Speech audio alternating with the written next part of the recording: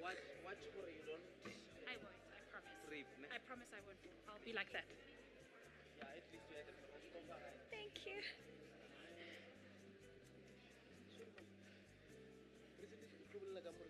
Kako.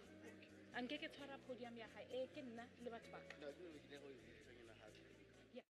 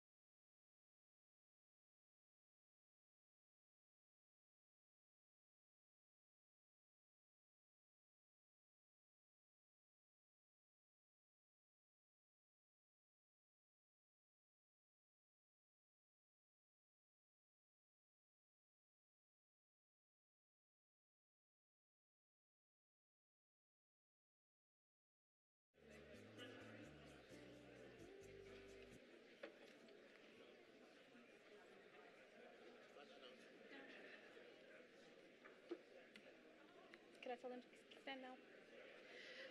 Please all be upstanding as our dignitaries make their way into the room. So if I could please ask all of you to be upstanding where you are seated. Thank you so much.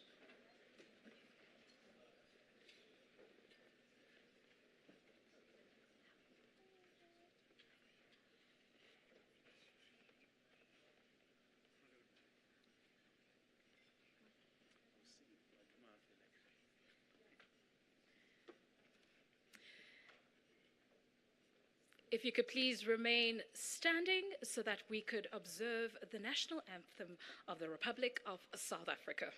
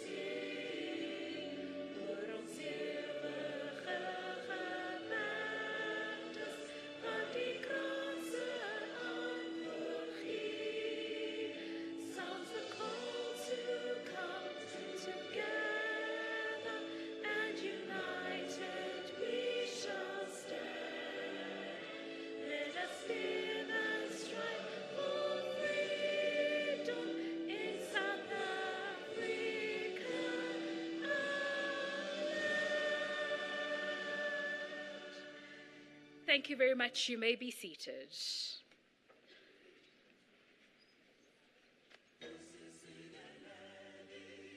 I'd like to take this opportunity to acknowledge His Excellency, President Cyril Ramaphosa, who is the President of the Republic of South Africa. Also to acknowledge the various ministers in the room from the various sectors and deputy ministers, the diplomatic corps, leads and heads of corporations and chief executive officers, leadership team of the National Treasury, distinguished guests, ladies and gentlemen, I welcome you. Just a few housekeeping rules for today. We do have free Wi-Fi and we'd love for you to spread the word on everything we will be sharing today. I think it is a topic that everybody should be talking about. So do not worry if you do not have enough data in here. All you go to is free CSI Wi-Fi and it's open. It does not require a link or a password at all. With that said and done, I please request that you all keep your phones on silent, and I say silent and not switched off, because I'd love the conversation to continue to go ahead with those who were not able to make it in the room. We also want to acknowledge our sponsors, who I will speak about in detail. We are a little bit pressed for time, so for now, I just want to acknowledge them, and then I will name them individually throughout the program. In case of an emergency, we will direct you on where to go. Do not worry, we're not expecting anything to happen. You all have received name badges. In the interest of looking after the planet, please make sure that you keep it with you for the next 3 days. It's part of sustainability. We're not going to be reprinting them. So please make sure that you always have your name badge on so that we can then identify you. My name is Tami Nkadimeng. I'm fondly known globally as the message architect. I love to break down and build words in order to make messages for humanity and society that move them forward. So of course I took liberty of thinking of what word could I break down today? And I thought of just transition and climate change.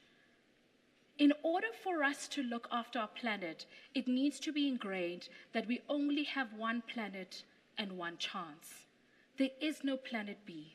There is no chance B. We only have one planet and one chance.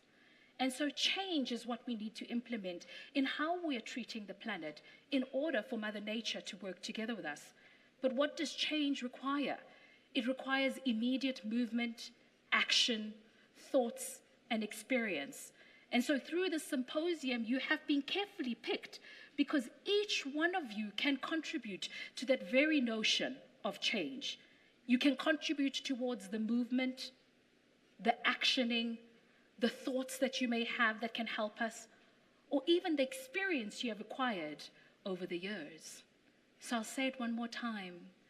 Change likes immediate movement, action, thoughts, and experience. And if you listen to that sentence very carefully, you'll see that I spelled the word climate. Change, C. Likes, L. Immediate, I. Movement, M. Action, A. Thoughts, T. And E. Experience. And with that, I officially welcome you to today.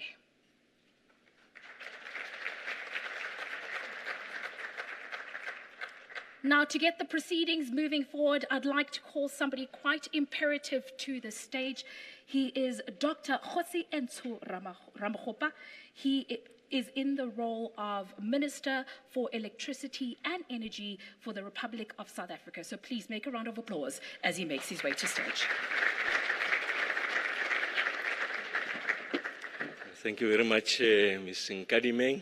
Let me take the opportunity to extend my warm and sincere greetings to the ministers that are present here, Deputy Minister Masondo, and also just to extend my warm and sincere greetings to Excellencies, ambassadors that have joined us here, and also just to greet everyone in your eminence.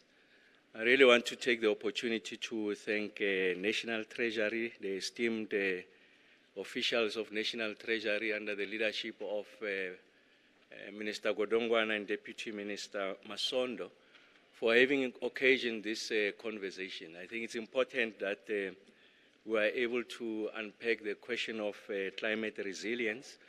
Over the course of the weekend, we have had our inaugural Lekgotla of the 7th administration. And one of the issues that the President lamented was the fact that we simply are responding to the extreme weather conditions. And I think what the resilience seeks to do is to say you must do three things. First, you must anticipate, you must prepare, and then you must respond to extreme weather occurrences. So what has been the case in the country is that the emphasis was on the response, and the President was very emphatic in the Lekgotla that we need to have a different orientation, and that we should anticipate and also prepare.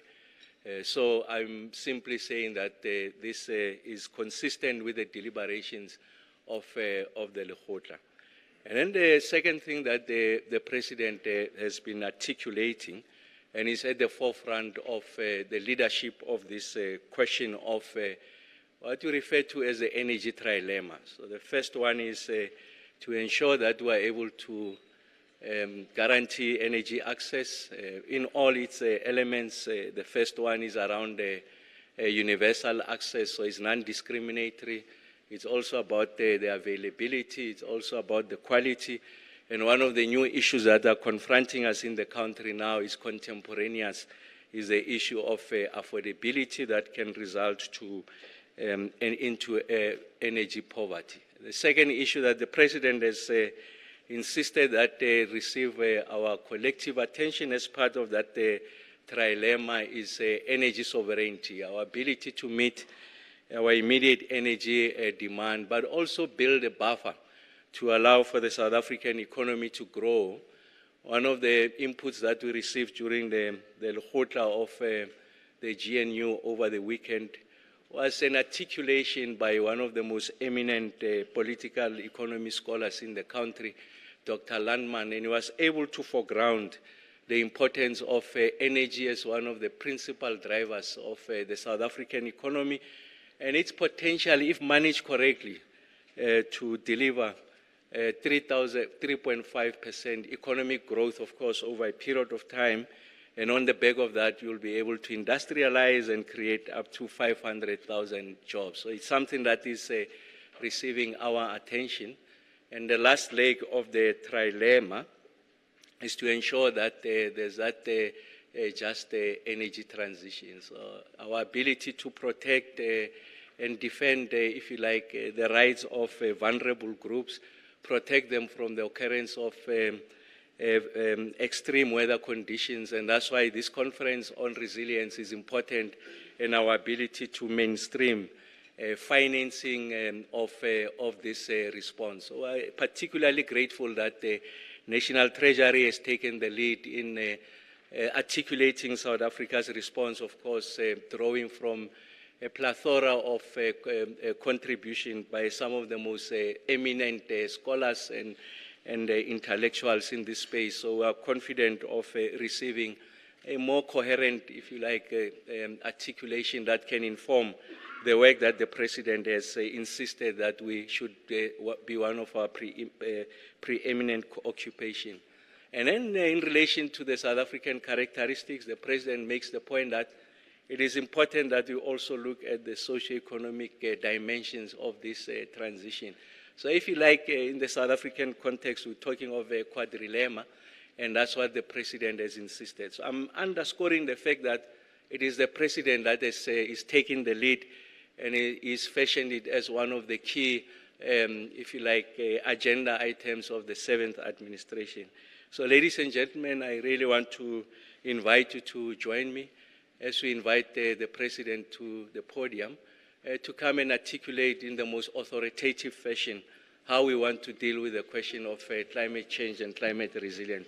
President Cyril Matamela Ramaphosa.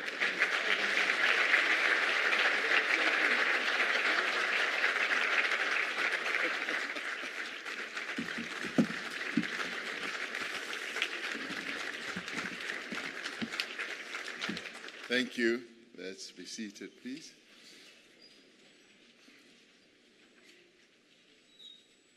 Thank Thank you, Program Director, Ms.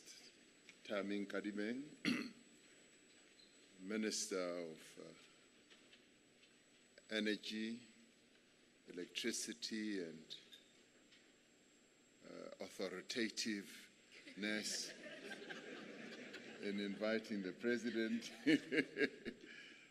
Dr. Kgosientsho Ramokgopa, Deputy Minister of Finance, Dr. David Masondo, Ministers and Deputy Ministers here present, Ambassadors and High Commissioners who are also honoring us by being present at this occasion, and representatives of various multilateral institutions and other development partners who are also continuing to walk this journey with us, and representatives of the South African Local Government Association, and indeed representatives. As I look around this audience, I see a number of people from business, from industry and civil society, and members of the Presidential Climate Commission who are also here present, and delegates and guests and ladies and gentlemen. It's really a pleasure and a joy to be here with you,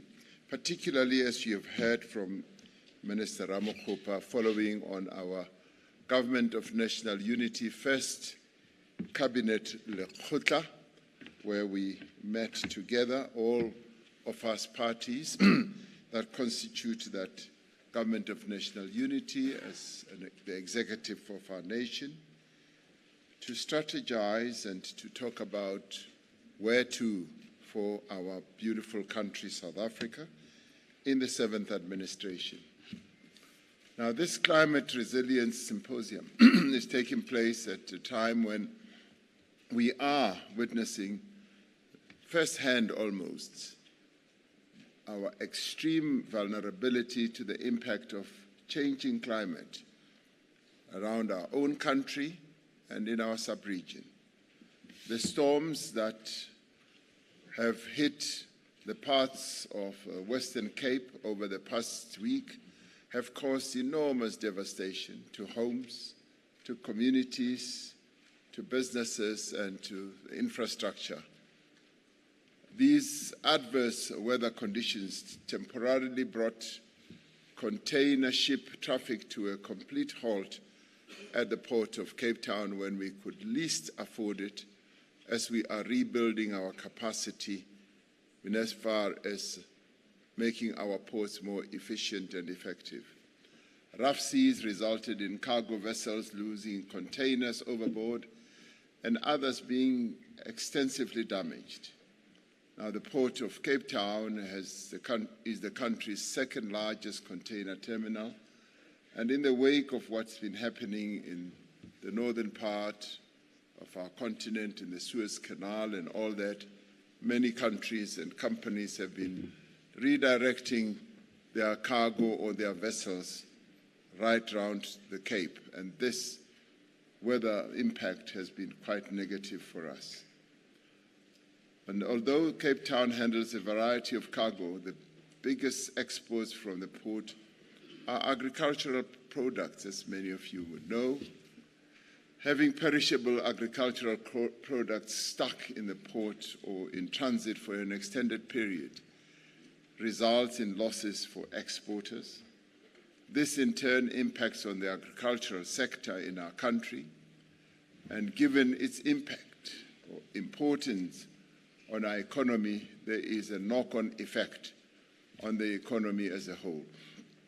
This is just one illustration of the fact that climate change is as much an economic issue as it is a scientific, a social justice, a human rights, and a developmental issue. It has a direct and material impact on the activity across our economy and affects lives and affects businesses. Disruptions caused by climate change increase the cost of doing business. It undermines competitiveness and also dampens our prospects for increased employment. These disruptions result in lower tax revenue, of course, and increased expenditure on disaster relief, also on health care, as people who get injured have to be taken care of from a health point of view, and also the social support for affected communities, and this is where it matters most also. These extreme weather conditions cause damage to infrastructure like roads, like bridges, like railways and power lines and ports, but they also cause enormous damage to homes, the devastation of homes, and particularly in vulnerable communities where their homes are made out of tin, cardboard, or very, very flimsy material. And this is where we feel, and our people feel, the effect much more acutely. The resultant strain on public finances then necessitates the reallocation of funds from other essential services. To manage the higher expenditure and lower revenues, government may then need to increase borrowing and find ways of finding more money, and this in many ways leads to higher debt levels and interest payments. This limits government's ability to invest in other critical areas, and you can already see the impact of climate change as we have to deal with it, which we must. The National Treasury, therefore, is central to our response to both the shocks of climate change and the potential opportunities to use this just transition as a springboard or as an enabler to build a more inclusive, resilient, and sustainable economy. And I do want to commend Minister of Finance and Deputy Minister of Finance, and indeed the National Treasury team, for convening this symposium, together with the Presidential Climate Commission and other partners, and also the brand new Minister of Electricity and Energy in his reconfigured portfolio, so that he can become more authoritative himself as he deals with all these matters. So this symposium will focus on the integration of climate goals into macro, fiscal, and finance policy, and mainstreaming climate change considerations into the intergovernmental fiscal system. It is society's most vulnerable who bear the brunt of climate change, because as ordinary people who usually have very limited resources and who often live very close to the brink of their own financial capability, who suffer the most because they have limited means to prepare for, they have limited means to cope with, and to recover from climate-related adverse effects. And you can imagine in your mind a family whose home is damaged, who, as they look at how the floods have an impact on their home or in their community, see the entire furniture of the home just being washed down the flood plain or the flooded river. And it basically means all their possessions are gone. So they are the ones who are most affected. Not saying that businesses are not affected, but we need to look at this through the prism just of ordinary people as well. Just as it is the countries of the global south that feel the effects of climate change most, despite being least responsible historically for global emissions, it is critical that we strengthen systems for adaptation and mitigation and build resilience in communities and accelerate our decarbonization effects and the pace of the just energy transition. The reality that we must confront is that the carbon intensity of our own economy is not sustainable. For decades, our reliance on fossil fuels as a source of energy was in many ways a competitive advantage because it allowed us to produce electricity cheaply, and it also allowed us to industrialize at a very, very fast pace. But the world has changed, and this dependency has come to pose significant risks for us. As the world moves towards greener economies, our trading partners will take measures to ensure that their own climate actions do not undermine their economies. Instruments like the European Union's Carbon Border Adjustment Mechanism, which has the potential to cause great damage to developing country economies, signal the inevitability of carbon pricing in global trading systems. Our emissions-intensive energy system is likely to increasingly undermine our competitiveness in global markets. I have repeatedly said that South Africa will decarbonize at a pace and at a scale that is affordable to our economy and also affordable to our society. If we act fast or act too fast, and fast we must act, but if we act too fast, we risk damaging huge sections of our economy before we have built alternative energy and industrial capabilities. At the same time, not acting now risks our economic stability. So we must act, and we need to act fast, but we need to take into account our own capability of doing so. We must embrace a managed transition to a low-carbon economy, not only to safeguard our people and our environment, but to ensure our own economic resilience and growth. We are, in reality, facing a climate challenge of emergency proportions. Indecision and slow action are not an option for us. We must act decisively and swiftly to mitigate the effects of climate change and ensure that we do have a just transition for all South Africans. We must pursue a green industrial agenda that will create jobs and grow the economy. But in doing so, we must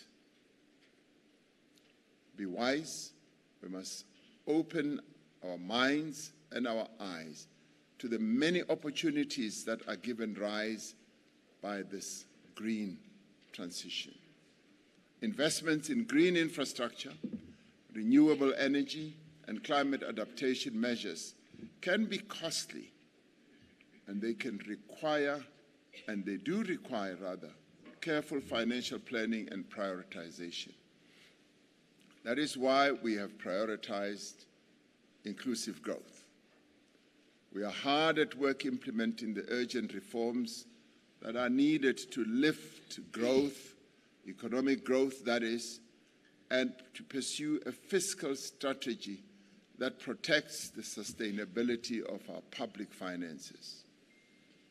Operation Vulindlela has been an extremely successful partnership between the National Treasury and the Presidency, and a wide range of government departments. And this is where we have seen intergovernment work at its best, where we have succeeded in breaking down silos that are always inherent in government, and where working together we have been able to achieve a great deal. This project has enabled significant reforms in areas such as energy, and we continue to see the progress that is being made as a result of the initiatives that we have taken together in water, in telecommunications, and now in transport, making our economy more competitive and increasing our productive capacity. And what we have been doing in Operation Vulindlela has been widely welcomed by everyone. Our strategy involves preparing ourselves to withstand the economic risks that are posed by climate change while taking full advantage of the opportunities that are given rise to by the energy transition. And this is no easy balance in the end. South Africa aims to reach net zero emissions by 2050. Our revised nationally determined contribution balances our developmental needs and economic realities. It takes into account the feasibility of undertaking a climate response through a set of just transition pathways. Importantly, it notes carbon tax as a vital component of our mitigation strategy to lower greenhouse gas emissions. By internalizing the cost of carbon emissions, the carbon tax incentivizes companies to reduce their own carbon footprint and invest in cleaner technologies. And it is pleasing that a number of companies are taking this up to good effect.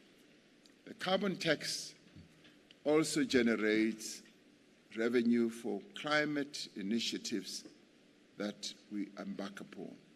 And these funds can be reinvested in renewable energy projects, energy efficiency programs, and social support mechanisms that we need to put in place as part of the climate transition or just transition. We have launched a number of other initiatives to meet our emissions targets. The Renewable Energy Independent Power Producer Procurement Program has been a great success, attracting over 209 billion rand in investment and adding much needed capacity to our electricity grid. The Integrated Resource Plan, which outlines our country's energy mix, is in the process of being updated. And I'm glad and pleased to know that discussions are going on around this IRP, and I'm hoping that we can finalize it. And as a government, we are very proud of the processes that we involve ourselves in and involve our people in through their various organizations, that we are able to put either a policy out there and have it thoroughly discussed, whereafter we then find a solution that incorporates the wisdom that will have come out of the consultation process. And that is what the IRP process is about. It sets out a viable energy mix over the medium and long term to achieve our decarbonization objectives.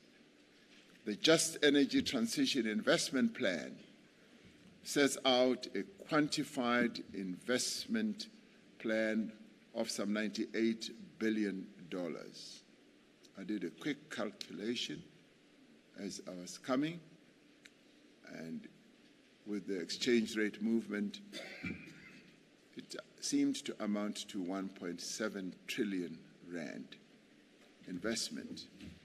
And now this will drive huge investments in the electricity grid, in green hydrogen, in electric vehicles, economic diversification, skills development, and many others, including the social aspect, so that the just transition that we are talking about must have real meaning to the people of our country so that no one is left behind. We continue to explore opportunities to meet our emissions reduction targets in minerals extraction, in green hydrogen production, in new power infrastructure, in vehicles that are driven by electricity, that is electric vehicles, in manufacturing and economic infrastructure upgrades. It is crucial that the transition to a low-carbon economy is, in the end, just and inclusive, and that no worker and no community should feel that it's left behind. And this may well be a contested area, and contested it must be. And this is where we do need to take care that we consult people, we consult workers, and we consult communities, particularly in areas that are in energy generation precincts, so that as we migrate to a just transition, they must see that it is indeed just. And our process must not be theoretical or just technical. It must be real. And ordinary people must feel that they are included and they are part of it all. And of course, we do have a wonderful disease in South Africa, and that disease is that people want to be consulted. It's a wonderful disease. We must be consulted. People no longer want to be taken for granted, no longer want to have things done for them without them being involved. And it is in climate change interventions that we do need to be extremely careful and be patient and hold thousands and thousands of meetings with ordinary people, talking to them, so that they too feel that they are part of the solution. And this is the South African way. The growth of clean tech, renewable energy, battery storage, green hydrogen, and minerals for the future low-carbon economy must result in opportunities for affected sectors, for affected workers, and for affected communities. We are investing in retraining programs, creating new job opportunities in renewable energy, and supporting small enterprises in affected areas. And these efforts must also be taken up with transparency, with directness and honesty, so that those who are players in the small and medium enterprise sector must have a sense that they too are going to get opportunities which will enable them to support their livelihoods, but also to contribute to economic growth. Climate finance is crucial for our transition. We need substantial investments to build sustainable infrastructure, to develop green technologies, and support social programs.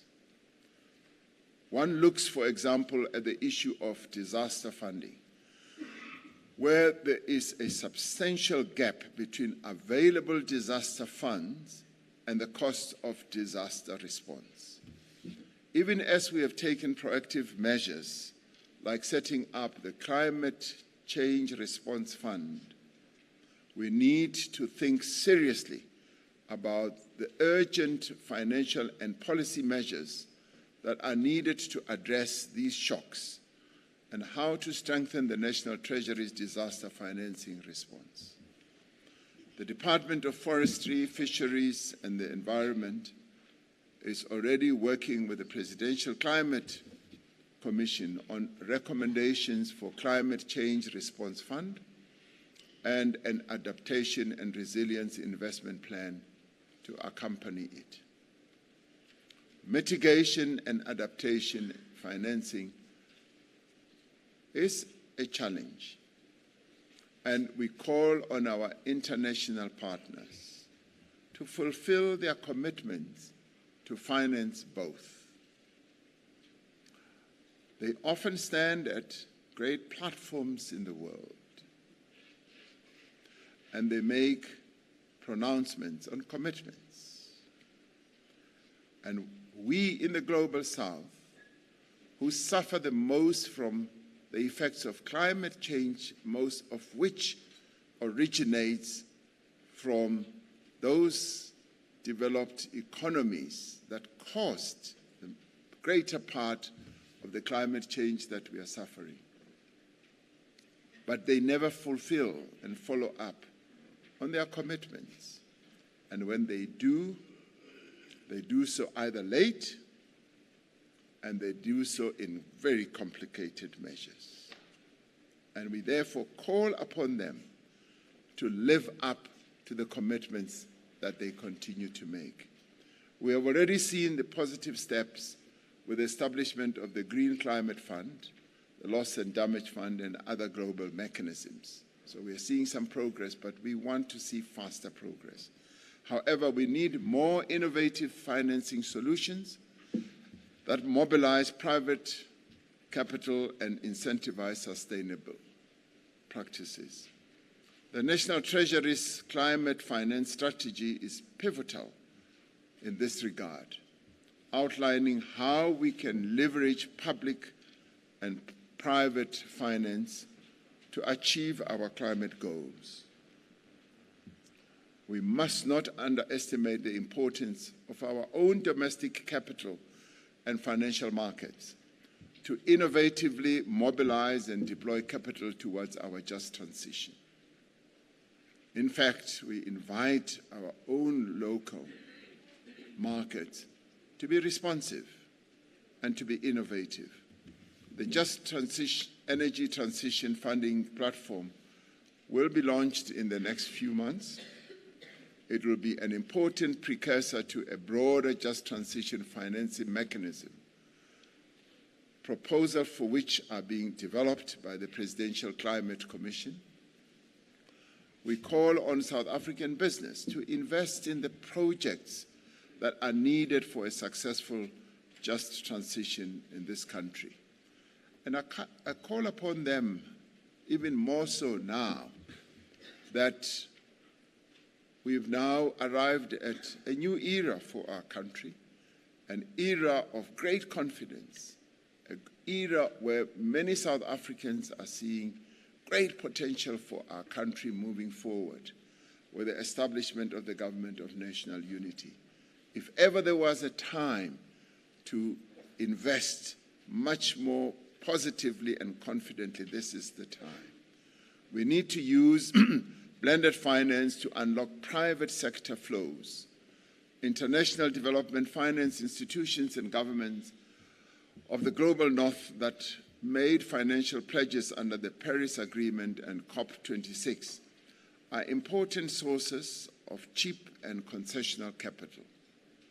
To access this and other funding, we need a credible project pipeline.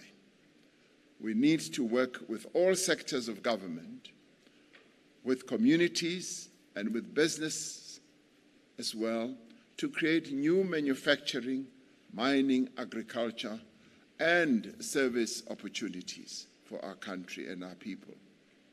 The science of climate change is complex. So too are the economic, technological, the social, ecological, and political implications of all this. Nonetheless, climate action is an imperative. And it is an imperative because it is all out there for us to see that we've got to act, and we must act now.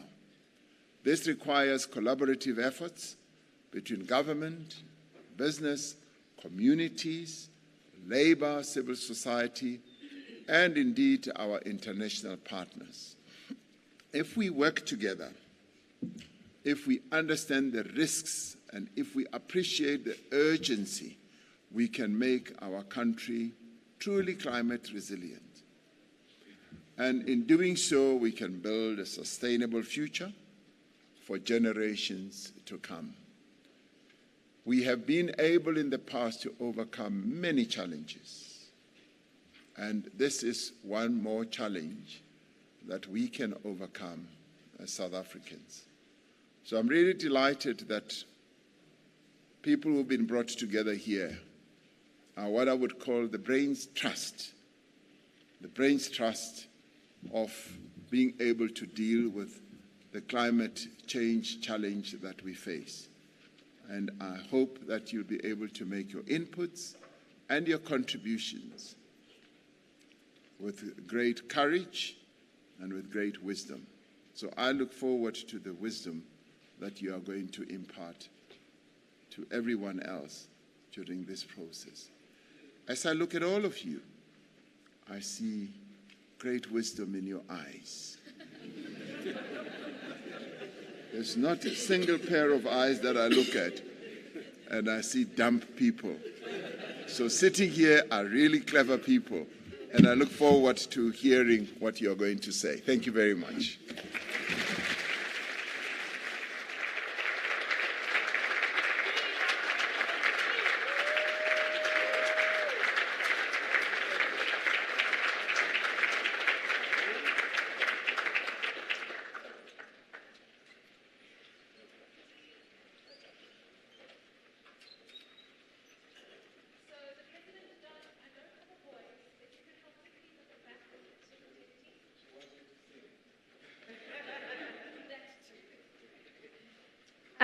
Thank you so much. The President does have a hard stop. Please join me. Do join me. However, we'd like to just capture one picture very quickly. So if I call your name, if you could please quickly make your way to stage before his hard stop. So the entire Exco of National Treasury, the two gentlemen behind me, please join me in front. Mr. Lungisa Fuzile, Ms. Satu Kokonen, and Dr. Crispian Oliver. Can you please welcome them as they come to stage? Thank you so much. Yeah, okana ema khona. Ke kopa really changing song. Lona lili too, because I get National Treasury ke host. Ke kopa o tla ka wa bona exactly. Wa bona. Ke a leboga. Take your name tag off. Thank you. Do you want to take off your name tag for me? Thank you. Can I ask you to take off your name tag for me? Thank you.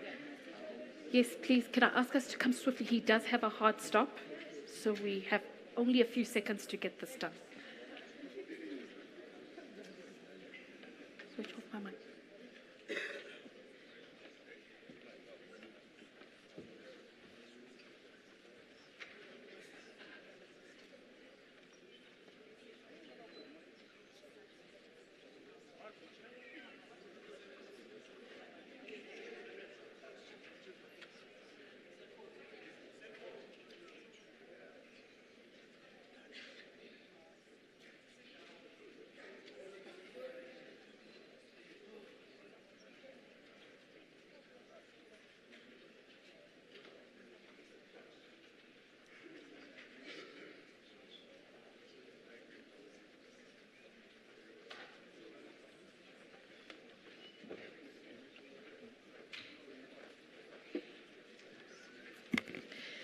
If I please could ask that we all be in our seats and upstanding as the President makes his way out the stage. Please do not move from your seats at all. He won't have an opportunity for any meet and greet. He is rushing to another meeting. So if we could please all remain in our seats as he makes his way out, and then I'll explain the rest of the program. Do well.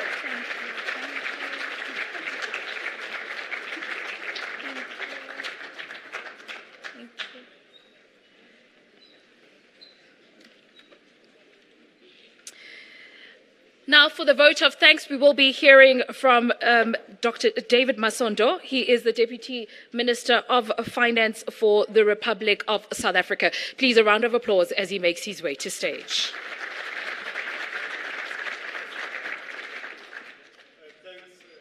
Thanks, Tammy. Can you hear me at the back? I was in another meeting, I was going to say Amandla to test if whether you can hear me or not. His Excellency President Ramaphosa, in absentia, the U.S. Ambassador to South Africa, His Excellency Mr.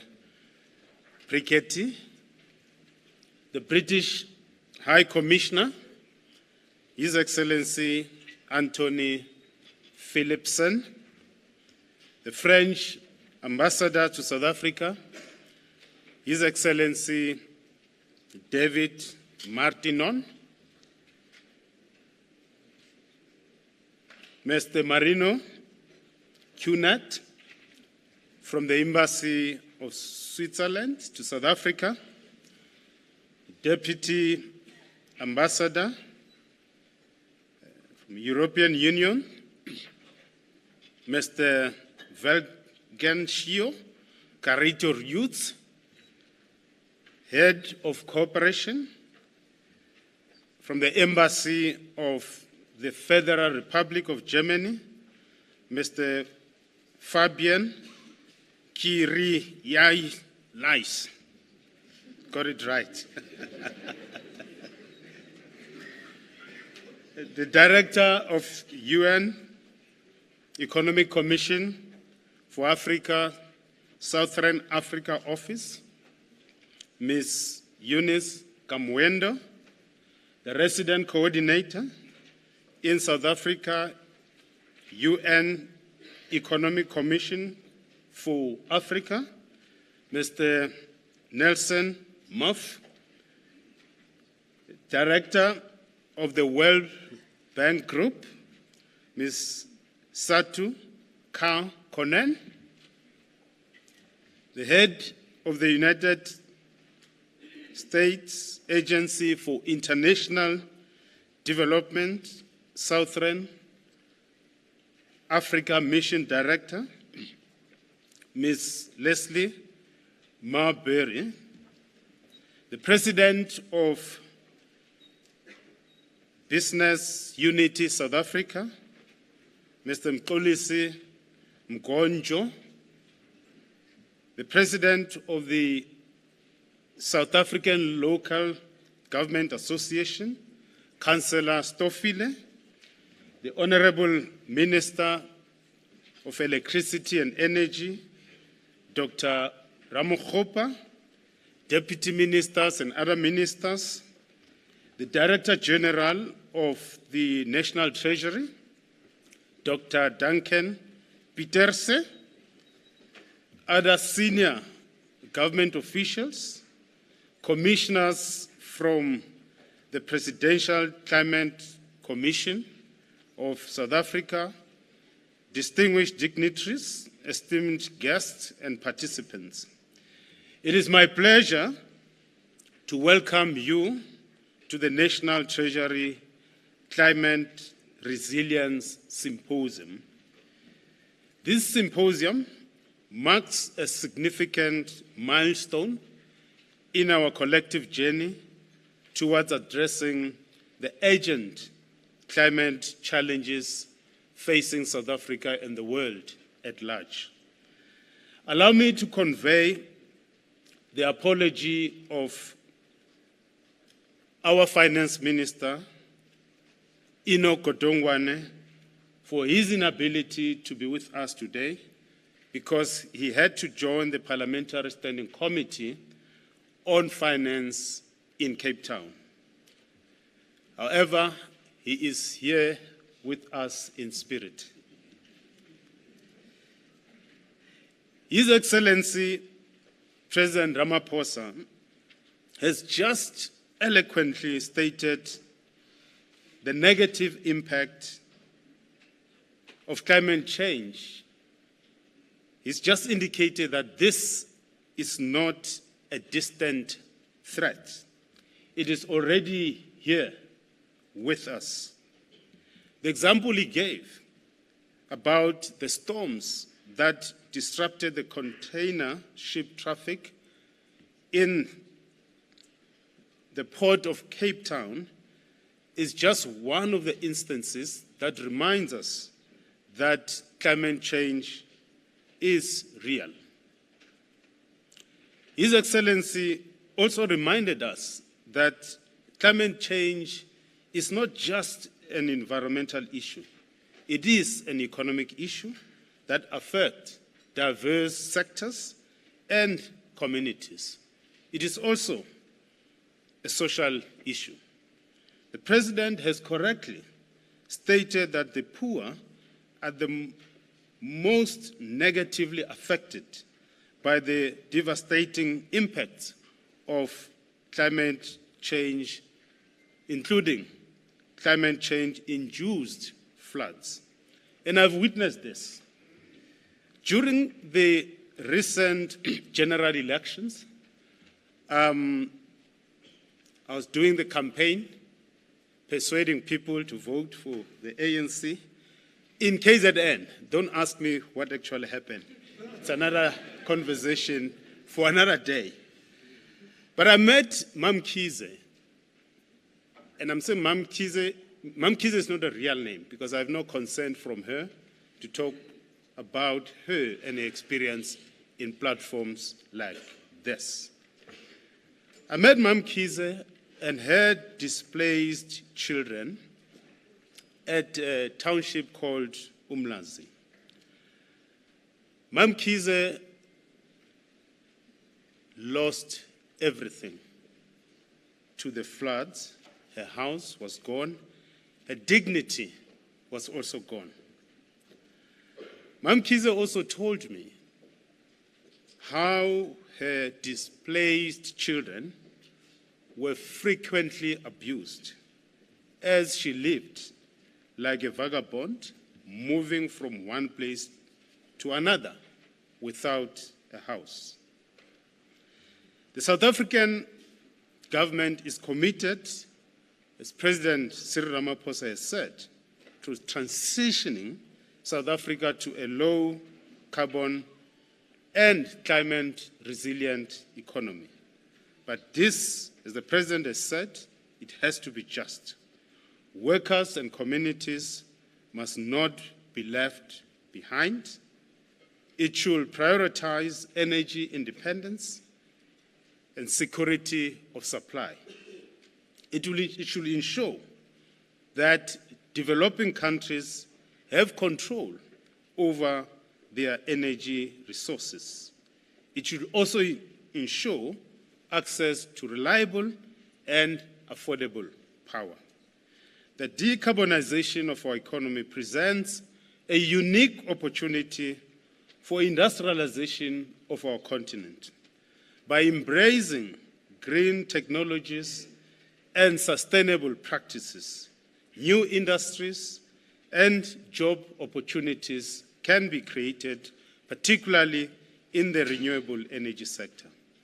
Africa is not only endowed with the sun, a critical source for solar energy. Africa is also endowed with critical minerals for decarbonization. Mining and adding value to boost the industrialization of the African continent require concrete action beyond talk. The National Treasury's role is critical in this journey. As a fiscal authority, the National Treasury has taxing, borrowing, and funding allocation which can fundamentally influence and contribute building a low-carbon and climate-resilient economy. The South African government is introducing an investment allowance starting March the 1st, 2026, to boost local electric vehicle production. In terms of this allowance, the producers can claim 15% of qualifying investment spending on production capacity for electric and hydrogen-powered vehicles in the first year. By leveraging public finances, the government can de-risk private investment and mobilize resources for climate and just energy transition, ensuring a resilient and prosperous future for all South Africans. The objectives of this summit are to strengthen and clarify the National Treasury's contribution to climate response, to mobilize content and stimulate discussions on the decarbonization of the topics related to this subject. This symposium is also aimed at framing priority actions for the National Treasury in order to enhance our policy influence and advocacy. We also seek to contribute towards the development of a comprehensive green growth strategy. We'll also want to share with you key activities that we're undertaking as National Treasury related to low carbon and climate resilient economy. This symposium is a platform for dialogue, for sharing knowledge, for collaboration, in order to allow for an integrated and coordinated approaches to tackle climate change. It is for this reason that we've always valued partnerships with esteemed organizations such as the World Bank, UNECA, the Presidential Climate Commission, the European Union, the South African Towards Inclusive Economic Development, SI-TIDE for short, as essential for ensuring inclusive, resilient, and sustainable efforts. As National Treasury, we seek to use this symposium to gather inputs on how this work can be enhanced. And as the President said, he sees wisdom in all your eyes, even those ones who are thinking whilst their eyes are closed. We can see wisdom in you. The economic and fiscal context on the African continent, including South Africa, is a challenging one. It is estimated that African countries need trillions of US dollars to finance investment in agriculture, energy, water, and transport to build decarbonized and climate-resilient economies. High debt levels and increasing debt service costs limit our Africa countries' fiscal space, hindering our capacity to invest in critical areas needed for building climate-resilient economies. The South African budget 2024 aims to support higher public and private investment while stabilizing debt and reducing fiscal risks. Debt service costs consume a larger share of taxpayer resources. It is for this reason that the recent South African national budgets have been seeking to reduce our debt so that we can also reduce the debt service costs.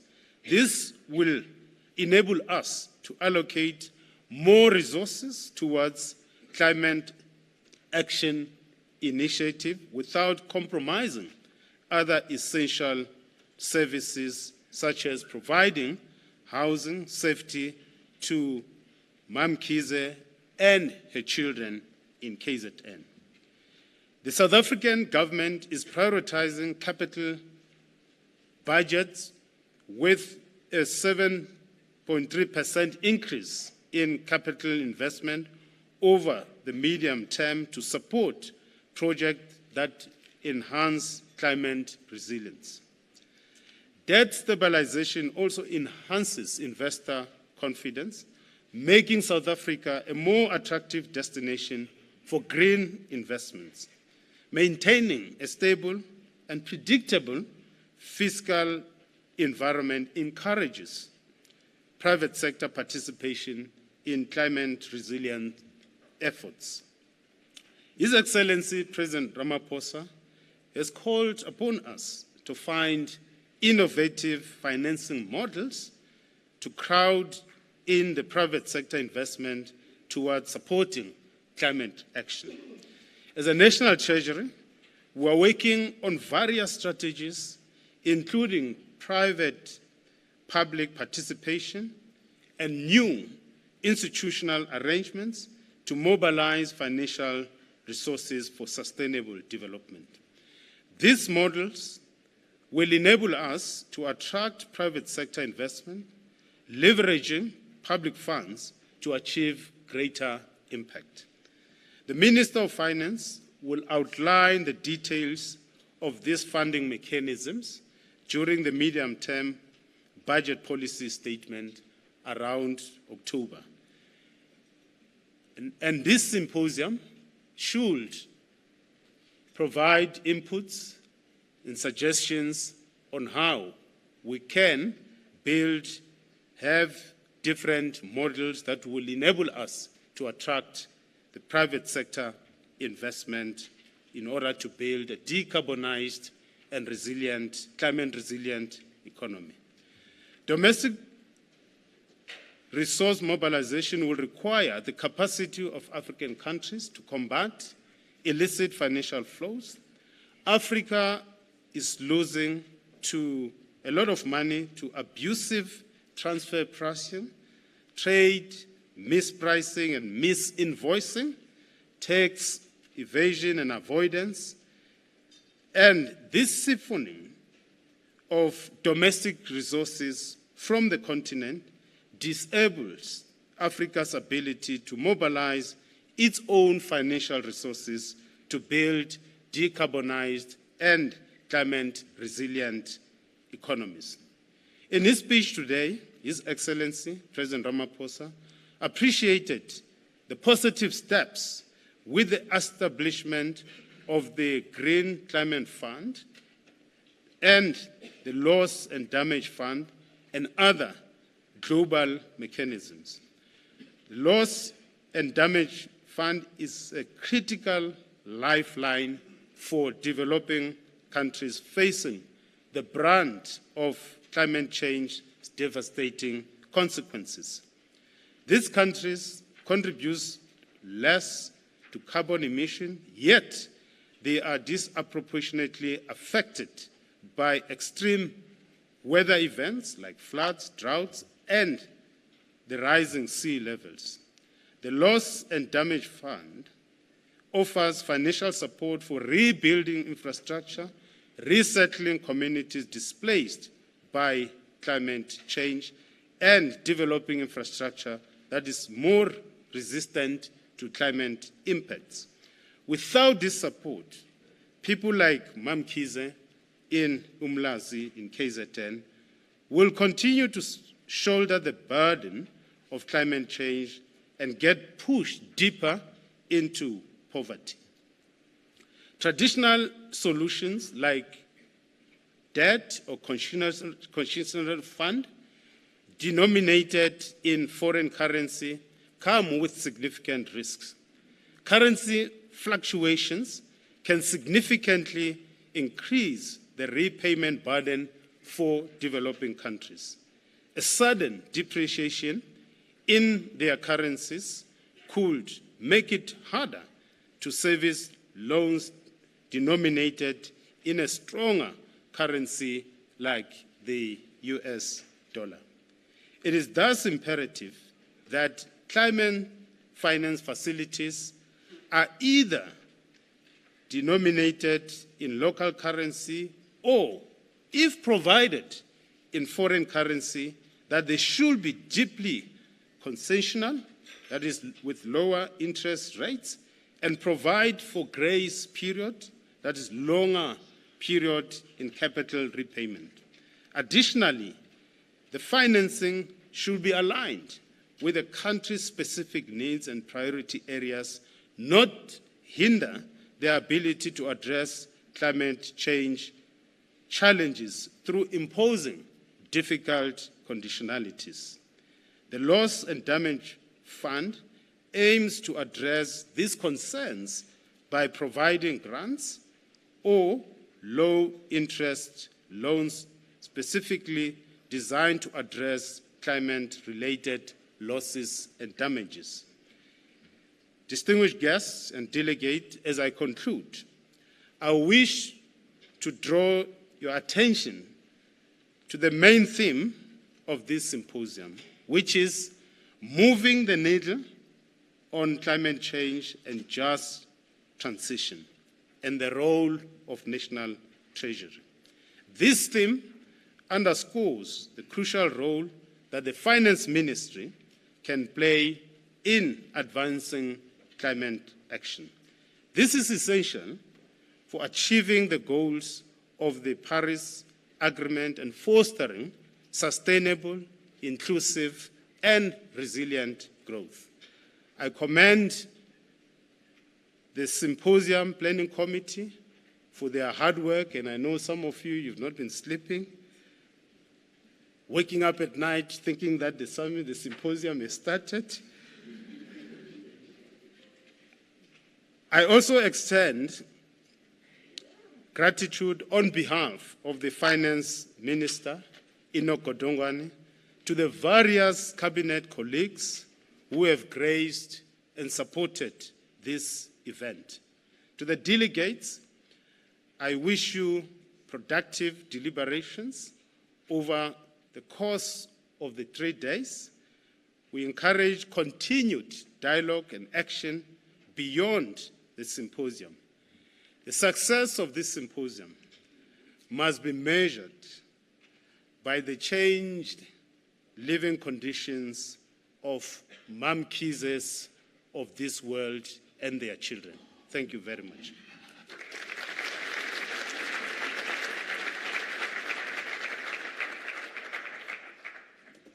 Thank you so much to you, Deputy Minister. If you'd like to make your way off stage to be a little bit more comfortable, you're more than welcome to do that as we proceed. Fantastic. You like him here? Shall we keep him here for the rest of the day? Thank you so much, Deputy Minister. Thank you. We'll now move on to some messages of support. I know that we are running a little bit behind time, about 10 to 15 minutes. Don't worry. I'm known for catching up time somewhere, somehow. But I please ask all the speakers to stay within their time allocated so that we don't run too behind schedule. Because a little bit later today, we will be also attending a cocktail event. We want to make sure that all of you are ready and in time for that. Now, all our speakers have incredible bios, but in order to keep up time, I'm going to ask that you rather engage with them on their social media pages and also research them. All of them are, it's not an official word, Googleable.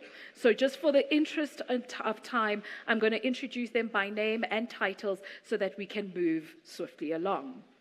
Now, I'm looking at my next speaker, and I love this part of my job, is trying to learn how to pronounce, names and surnames correctly. I think names and surnames are of such importance. I mean, they're given to you by your family. So please bear with me. I've been practicing. For the first word message of support, we're going to introduce on stage Ms. Satu Kekunen. Yay! Country Director of the World Bank, and then we will World Bank Group, and also the United States Ambassador to South Africa. Of course, we have His Excellency Mr. R.E., that's Reuben Brigety II. Please clap your hands as they make their way to stage. I'm happy with that. Yeah.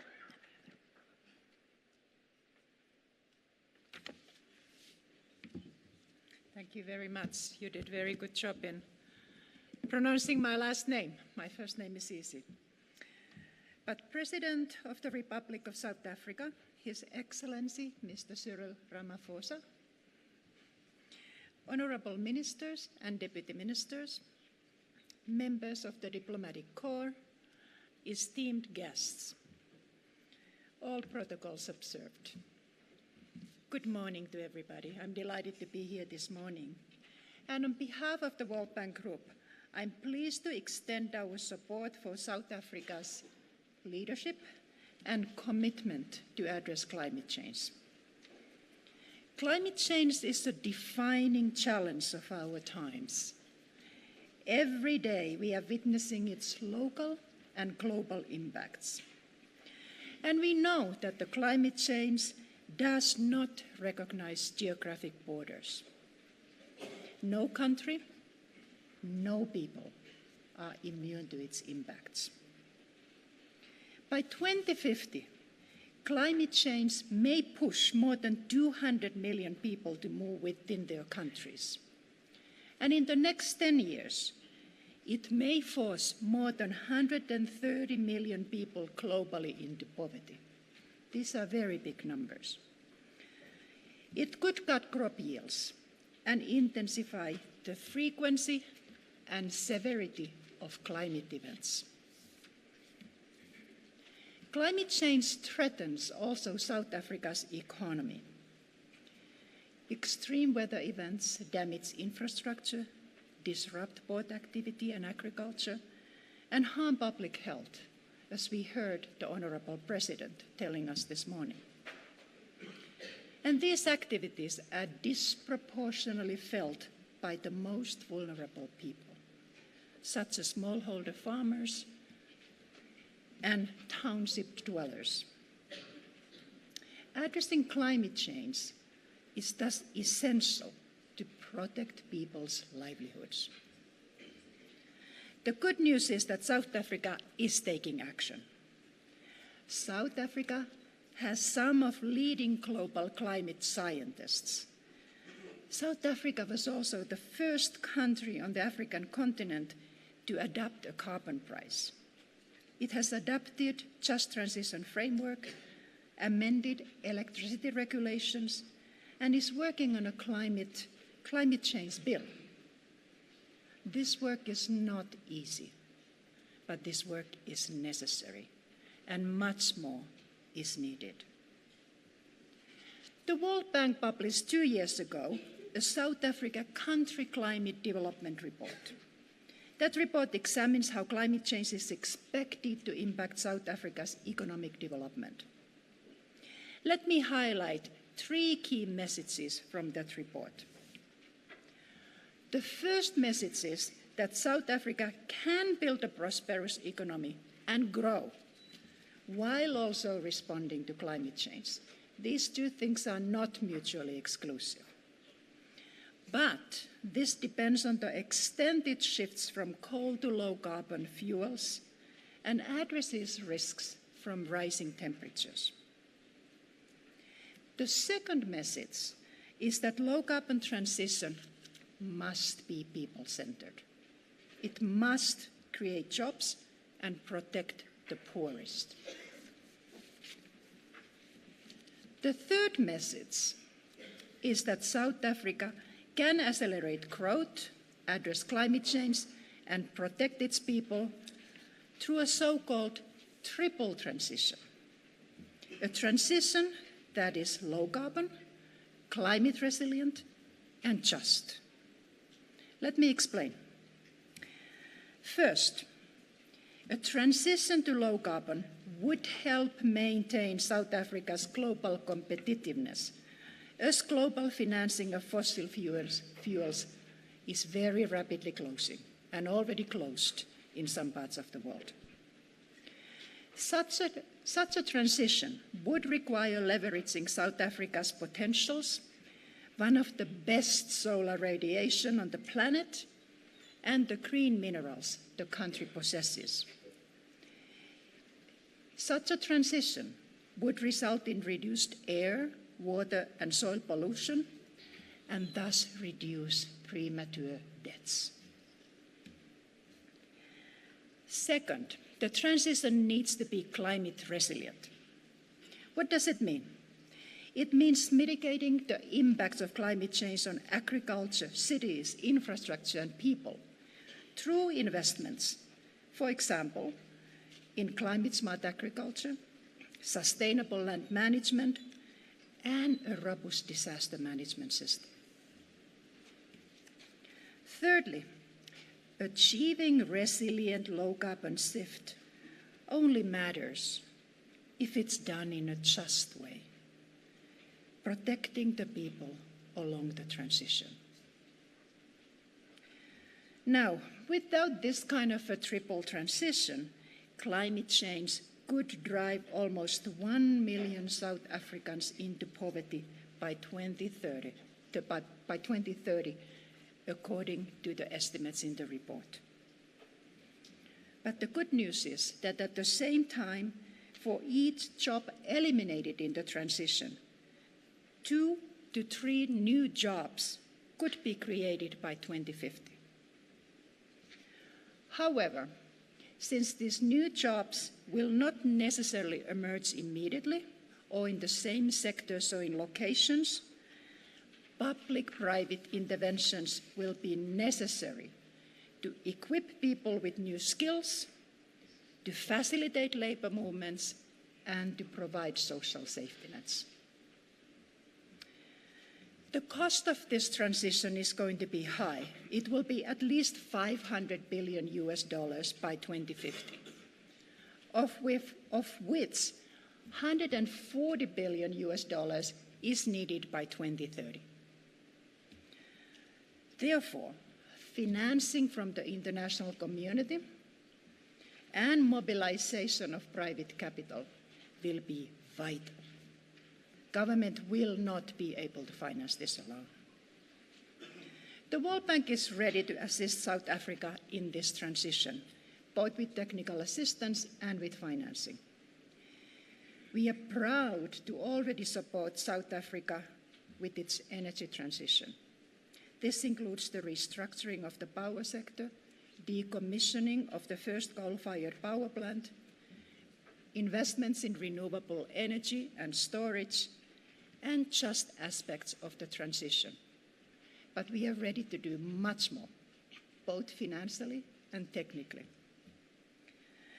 I look forward to the discussions in this symposium, and I applaud National Treasury's leadership in addressing climate change and arranging this symposium.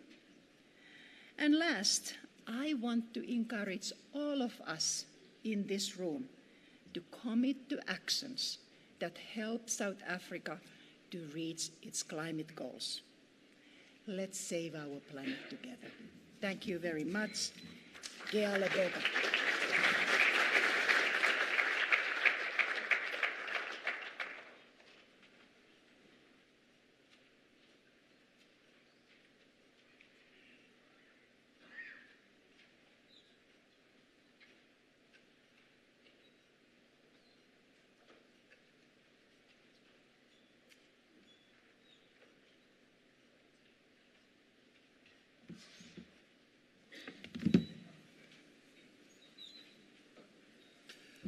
Ladies and gentlemen, good morning.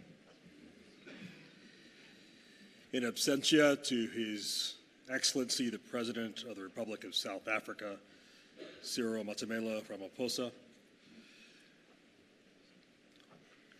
gathered ministers and deputy ministers, to my colleagues in the diplomatic corps, distinguished guests, ladies and gentlemen. Before I begin my prepared remarks, I would like to take a moment to publicly and personally thank President Ramaphosa for his expressions of support and concern following the July 13th attempted assassination against former United States President Donald Trump. And I thank as well those many South Africans, as well as my colleagues in the diplomatic corps who have also shared their words of comfort and solidarity. As President Biden said in an address to the nation from the Oval Office last night, this kind of violence has no place in America. Not this kind of violence or any kind of violence, ever, period.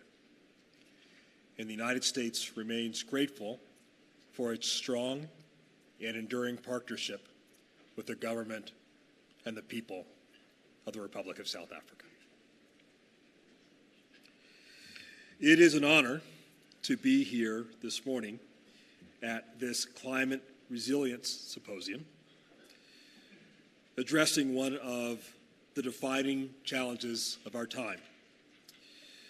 Allow me to congratulate the South African government once again on the successful elections and the formation of the historic Government of National Unity. This achievement highlights the strength and resilience of South African democracy, serving as an inspiration and an example to us all.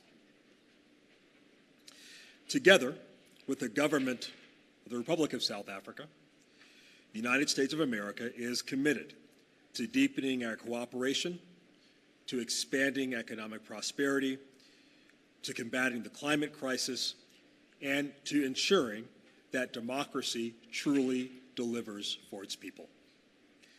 I eagerly anticipate our collaborative efforts toward a more peaceful and prosperous future for both of our nations. Climate change stands as the greatest long-term challenge that collectively we all face, exacerbating water and food insecurity while also increasing poverty. It is essential for nations to accelerate their efforts to combat this crisis now. The United States is committed to partnering globally to address climate impacts and to champion a just transition to a low-carbon economy that fosters economic prosperity for all. A key focus is collaborating on energy challenges through a transition to renewable sources. Through the Just Energy Transition Partnership, we are mobilizing significant financial resources to support South Africa's progress from coal to renewable energy, ensuring that this transition is both just and inclusive. This partnership addresses the social and economic impacts of energy transition and helps South Africa meet its nationally determined contributions under the Paris Agreement. For our part, the United States contribution to the Just Energy Transition Partnership includes $1 billion that will not add a single cent to the sovereign debt of the Republic of South Africa. It is $1 billion that is pledged in the form of loan guarantees to private sector actors to take on projects to support the just energy transition. And this $1 billion in loan guarantees is ready for deployment today, pending only the identification of partnerships and projects jointly determined with the government of South Africa and approved for this purpose.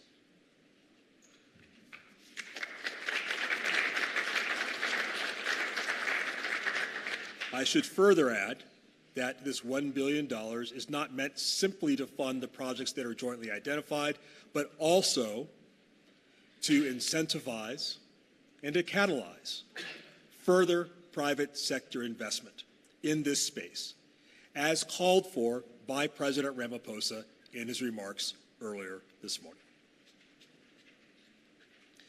We understand that the path to decarbonization is complex and comes with significant challenges. The economic and social costs of transitioning away from coal are indeed substantial. The transition is a chance to build a more resilient, more just, more inclusive, and more diversified economy that leverages South Africa's abundant renewable energy resources and that creates new economic opportunities while protecting vulnerable communities and reducing pollution in this beautiful country.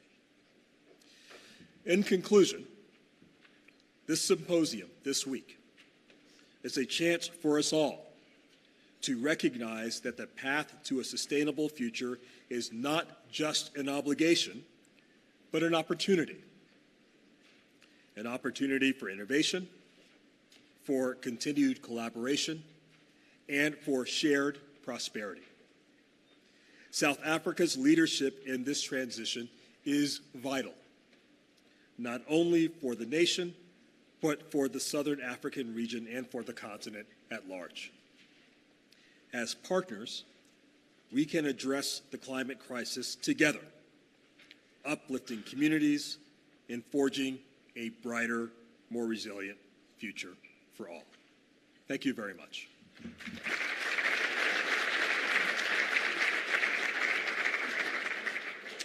If I could please request that all the speakers after this speak from this podium and not the President's podium. We will be pulling it off shortly. So if you could all please come to this podium, that would be great. It's okay. These things happen. We are going to swap things around a little bit in the program because we're pressed for time. We do have a time constraint for one of our speakers who needs to be elsewhere. So I haven't missed a speaker, don't worry. I'm just swapping things around a little bit to accommodate those that I need to accommodate. So please help me welcome to stage Dr. Francois Engelbrecht, Global Change Institute of the University of Witwatersrand, and he'll be speaking to us about projections of future climate change in Southern Africa. A round of applause for him, please.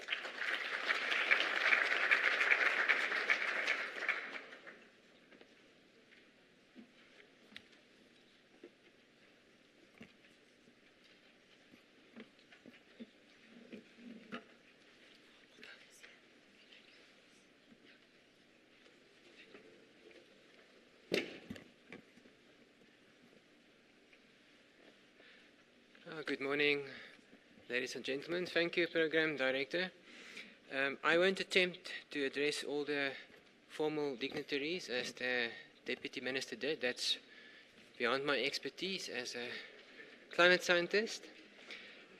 But let me say, ladies and gentlemen, that it's a great privilege for a climate scientist to speak at a meeting opened by the President of your country. It's wonderful to address a number of ministers and deputy ministers, ambassadors, high commissioners, directors from key financial institutes. It has always been clear to me since I started my career in the climate sciences that in South Africa, government does listen to the climate scientists. And frequently we have the opportunity to engage with decision makers at the highest level. So in South Africa, and this is a privilege that doesn't exist in all countries, there is a pathway for climate science to find uptake in policy. So in this context, also I acknowledge today the presence of colleagues from the Department of Forestry, Fisheries and Environment, the Presidential Climate Commission and National Treasury, key three entities with whom we as the climate scientists engage in the country, and thank you so much for the invitation to make this presentation today. My task, everyone, is to provide an update of what we've been hearing about this morning, climate change and its impacts in Southern Africa and in South Africa. Let me take you through an overview of what we may expect in this part of the world as we move deeper into a warmer world. First, I have to point out news that is not good news. The world has now, for the first time, exceeded the 1.5 degrees Celsius threshold of global warming. In fact, the period June last year to May this year is the warmest 12-month period ever measured by humans. So measurements go back to 1850. That was a staggering 1.63 degrees Celsius above the pre-industrial temperature. What it means is that a new era in climate is dawning, the era of 1.5 degrees Celsius of global warming. The Paris Agreement on climate change tried to prevent this. As I think everyone in this audience will know, the Paris Agreement tried to keep global warming to well below 2 degrees Celsius. Preferably below 1.5 degrees Celsius. And already back in 2021, the IPCC, the Intergovernmental Panel on Climate Change, acknowledged that it's more likely than not that we can no longer stay below 1.5 degrees Celsius of global warming. So now we see the first 12-month periods exceeding that threshold, and it is now, I would say, likely that climate on the average will exceed that threshold permanently. And the best estimate the IPCC has available for this is the early 2030s, permanent exceedance of the 1.5 degrees Celsius threshold of global warming. So what does it mean for us in Africa and in Southern Africa? A 1.5 degrees Celsius world, the IPCC assessed back in 2018, is a more dangerous world for us to live in. Let us just examine briefly what has been happening during this time that we've exceeded the threshold for the first time globally. We've just lived through a devastating drought in Southern Africa. It was bad in South Africa, but it was worse in northern Botswana, into Zambia, northern Namibia, Zimbabwe, and Malawi. Zimbabwe, Malawi, and Zambia have all declared national states of disaster in March and April this year. So on that map on the left-hand side, you can see that rainfall anomalies was about 40% on the negative side, so 40% less rainfall than normal in the summer half year, and huge impact on the landscape. So if we look there in those satellite images around the Zambezi River, much depleted vegetation right now compared to a year ago. And we've had tens of thousands of cattle die-offs, huge impacts on the wildlife in these southern African countries. But is the drought the result of climate change? I'll get to that. Let me just mention that it is also the crops, of course. The maize crop has been much substantially lower this year compared to previous years in Southern Africa. And really heartbreaking scenery in the region. For example, in the Okavango River, hippopotamus getting stuck in the mud and die. And this was the reality of drought the past season. I've just had the privilege of visiting some of these regions with colleagues of University of Botswana, Namibia, and Zambia, and it has been a severe drought. The colleagues call it historical, unprecedented in these northern countries. And of course, the SADC countries are responding to this, and the SADC countries are currently calling for $5.5 billion of support for what is called life-saving support, specifically for subsistence farmers that have lost their entire crops during this drought.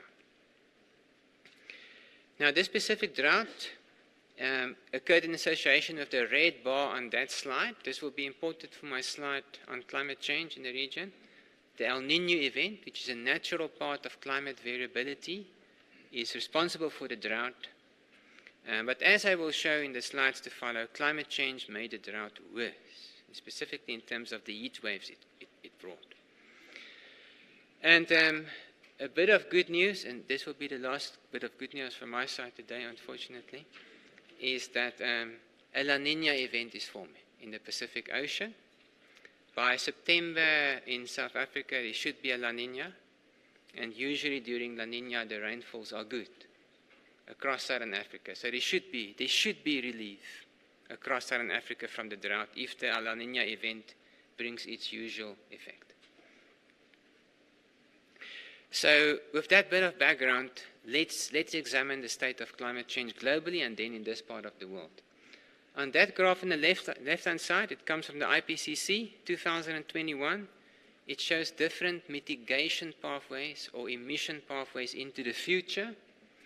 The blue lines are the Paris Agreement type futures, and the opposite side of these types of pathways are the fossil fuel futures in the red lines, where we simply continue to have this heavy reliance on fossil fuels across the world. Reality, many climate scientists think maybe something in between. But right now, in 2021, and in fact, we should say the IPCC said even if in 2021 we were able to implement the most ambitious type of mitigation pathways, it was already more likely than not that we will exceed the 1.5 degrees Celsius threshold. So we left the mitigation process for too late in the day. The IPCC said in 2021, the first individual year above 1.5 degrees Celsius of global warming will likely be in the mid-2020s. It has now happened. And the IPCC said the best estimate we have for the permanent exceedance of the 1.5 degrees Celsius threshold is the early 2030s. That was sobering news in 2021. I would now say the language is now it's likely. It's likely that we can no longer avoid 1.5 degrees Celsius of global warming. And that is what we see effectively in these maps, in these graphs that show the level of global warming over time as a function of the mitigation scenario. You can see in fossil type futures, we are heading towards 3 to 5 degrees Celsius of global warming towards the end of the century. And remember, maybe 20 years ago when we spoke about this, it felt far away, but the children of today will live in that world. So this has now become a reality. Most climate scientists are of the opinion that it's going to take an immense effort in terms of mitigation to keep global warming below 2 degrees Celsius. 2.5 degrees Celsius is increasingly being mentioned. And therefore, we also have the responsibility in the developing world to, of course, contribute our fair share to mitigation, but also to prepare in terms of adaptation for further warming that can no longer be avoided. If we look at, as we bring this message home step by step, if we look at maps of global temperature change, we can also see that not all parts of the world are warming equally fast. The top left map there is a world that has warmed by 1.5 degrees Celsius. 3 years ago when I showed that slide, it was a projection. Now it is reality. The 1.5 degree world is here. And you can see that in the southern hemisphere, the strongest warming occurs nowhere else but over Botswana. So the warming is centered over northern Botswana, central Zambia. It's about the regional circulation systems that determine weather in this part of the world. Won't get into too much detail, but it's about the big high pressure systems that form in winter. They suppress cloud formation, and in a future world, they occur more frequently in summer as well. As we then move into the 2 degree world, that at the current rate of emissions, wait for us in the 2040s. And then beyond that, into the 3 and 4 degrees world, you can see on this projector we have available today at least, the entire world is dark red as we approach that 4 degree world, the entire region. So here in Southern Africa, in the interior, the rate of warming is in the order of twice the global rate of warming. So we are really sensitive in terms of the regional rate of warming. But at the same time, Southern Africa is one of the few regions in the world that is projected to become generally drier in a warmer world, not generally wetter.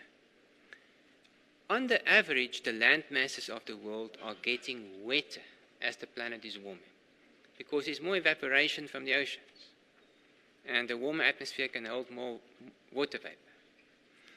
But in the subtropics, the changes in circulation systems, and specifically the stronger high-pressure systems, and the displacement of the cold fronts that bring winter rainfall towards Antarctica, that makes this region generally drier. That doesn't mean every single year is a dry year in the future, but it means we should prepare for more frequent drought in Southern Africa. The IPCC concluded as far back as the 4th assessment report, 2007, that the Southern African region is likely to become generally drier. That message hasn't changed until including in the 2021 assessment report. So let's now that we've seen this global pattern, zoom in a bit more into the climate change of the Southern African region. And for this, we'll make use of regional climate models as opposed to global models. And let me just mention that it is the Department of Science and Innovation in South Africa with the Center for High Performance Computing that make this type of modeling science possible in South Africa. So, if we start to look at changes in extreme events over this region with this more detailed modeling, we can first and foremost see that heat wave events are projected to occur more frequently in a warmer world. So in these graphs I'll show now the left-hand side, the left top graph shows today's distribution of heat waves, and then we have estimates of how these will change in a low mitigation future, looking at worst case to the best case scenarios we can hope for. But there's no uncertainty in terms of heat waves. Every climate model in the world projects that South Africa will see more heat waves in a warmer world. So we can say with certainty today that the heat waves of the next 20 years will be unprecedented in Southern Africa. Now, it is this combination of the region becoming warmer with more extreme events in terms of heat waves, in combination with drought, that make our region so challenging in terms of adaptation. If a region that is water stressed and dry becomes drier and much warmer, the options for adaptation are limited. And that's the main reason why the IPCC already in 2018 declared Southern Africa as one of the world's climate change hotspots. If we look at other extreme temperature type of events, for example, high fire danger days, it should of course not surprise us that in a warmer world that becomes generally drier, the meteorological fire danger will be increasing. And of course, once again, the past season serves as a demonstration with the devastating fires we already had in October last year in the Free State province, and now again in the KwaZulu-Natal province. More high fire danger days is a clear fingerprint of climate change in the Southern African region. What about rainfall? As I've already mentioned, most climate models project general decreases in rainfall across Southern Africa. But there's one important exception. Over the Drakensberg region of South Africa, including the Lesotho Drakensberg, a number of credible climate models, almost half of them, project rainfall increases. That's the one region in South Africa where we have uncertainty in the projections. And that is important in terms of our water security. Unfortunately, a small majority of climate models project general drying also over our mega dam region in the east. And that, of course, may bring pronounced risks to this part of the world. If we look at soil moisture, the combination of reduced rainfall and higher temperatures means more evapotranspiration from the soils and the plants. So in terms of soil moisture, all climate models agree that we should expect decreasing soil moisture availability across the Southern African region in a warmer world. And that's, of course, important for our agriculture. So effectively, if one thinks about this result, it means that our growing season for the crops is getting shorter. We have to wait deeper into summer to have enough moisture to plant the crops. And the moisture availability also disappears earlier in the late summer. And then finally, in terms of extreme rainfall events, this is a surprising result. Although most climate models project rainfall decreases for Southern Africa in the east, those very same models project rainfall increases in the east in terms of extreme events. So the number of extreme rainfall events are projected to increase, even though the rainfall totals are projected to decrease by the majority of climate models. That means also that the nature of rainfall is changing. When it rains in the future warmer world, it rains more intensely than in the past. So if I should briefly summarize the main messages of climate change for this part of the world, before I want to speak about something else that is of critical importance in this region, namely climate change tipping points, I would say this is a region that has always been dry and water stressed. But in a warmer world, it is projected to become likely drier and certainly drastically warmer. And that means the options for adaptation will be limited. And that's why the region is known as a climate change hotspot. The important exception is the eastern escarpment regions of South Africa, KwaZulu-Natal province, to the east of the mountains. Here, most climate models are projecting increases in extreme precipitation events. And that brings another regime of risk to South Africa as a country. What about the El Niño-La Niña cycle? This cycle of drought and good rains. There's no evidence that it will disappear. It will likely be with us right through the century. But when the drought strikes, it may last longer and it will be more intense. And when it rains well during the La Niñas in a warmer world, we can expect even more rain. So it's also a climate system that is projected to become more variable. So what about this concept I've just mentioned, namely tipping points? I'll conclude with this. In Hawaii in 2023, in August, there were unprecedented fires, and more than 100 people lost their lives. The previous year, the Hawaiian State Emergency Management Agency described the risk of wildfires leading to a loss of human life as low. So this is an unfortunate and sad example of a case where a climate change risk was underestimated or not foreseen. And that is the reality of climate change. It may cause changes or regime shifts in the climate system, leading to unprecedented impacts. Libya, 1 month later, September 2023, more than 11,000 people lost their lives in one day, in the biggest flood in living memory, when an unprecedented weather system called a Medicane that forms over the Mediterranean Sea caused 400 millimeters of rain in 24 hours in a region that receives typically 4 millimeters of rain in that month of September. So what can we expect in Southern Africa that is unprecedented? We are seeing the first evidence of unprecedented cyclone impacts.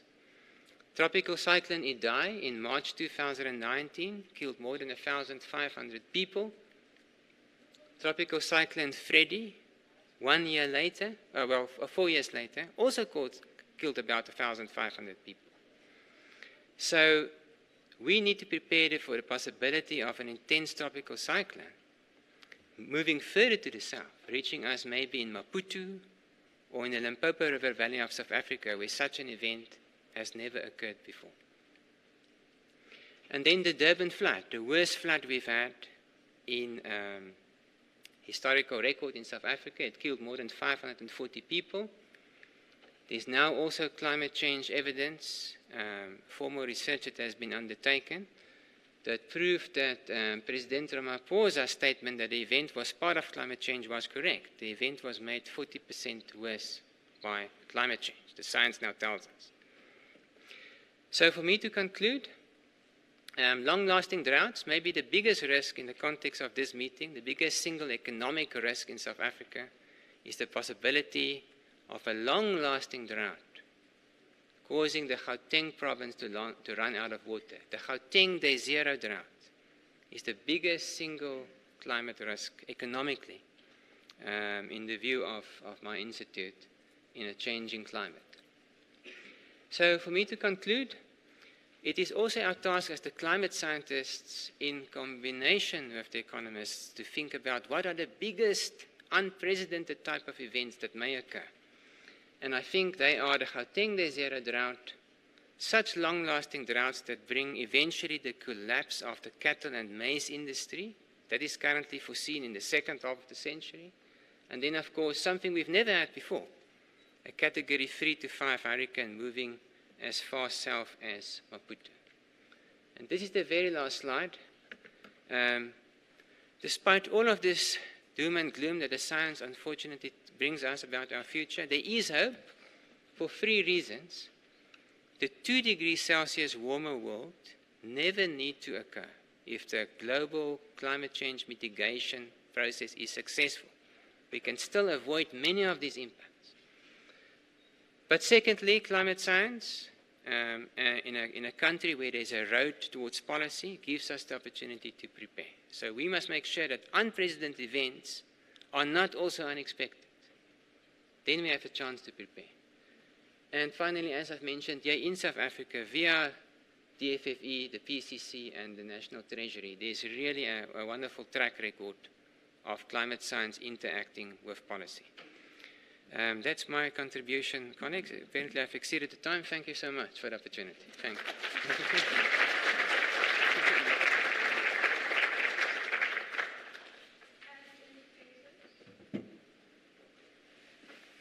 As indicated, I will help us catch up time. I'm just going to ask that all the speakers, when you come and speak, please make sure that you are glancing at me because I'm keeping time for you. And please, if we could adhere to that time. Otherwise, we're not going to keep the time that we need to.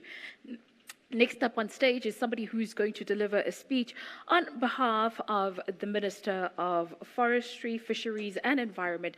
So please help me warmly welcome to stage Maisela Kekana.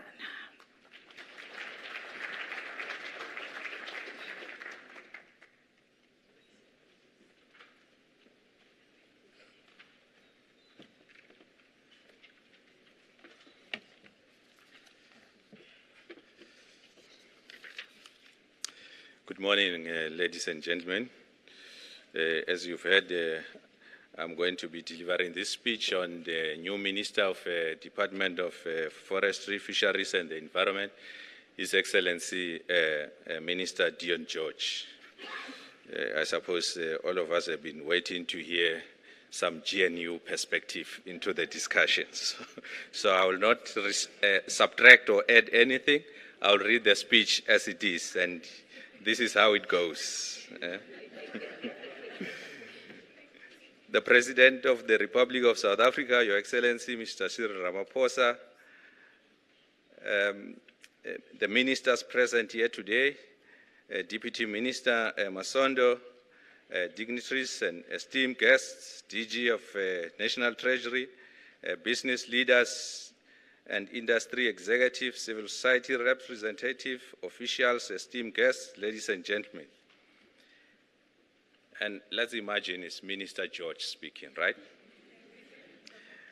It gives me great pleasure to participate in this important event theme, moving the needle on climate change and just transition, the role of National Treasury.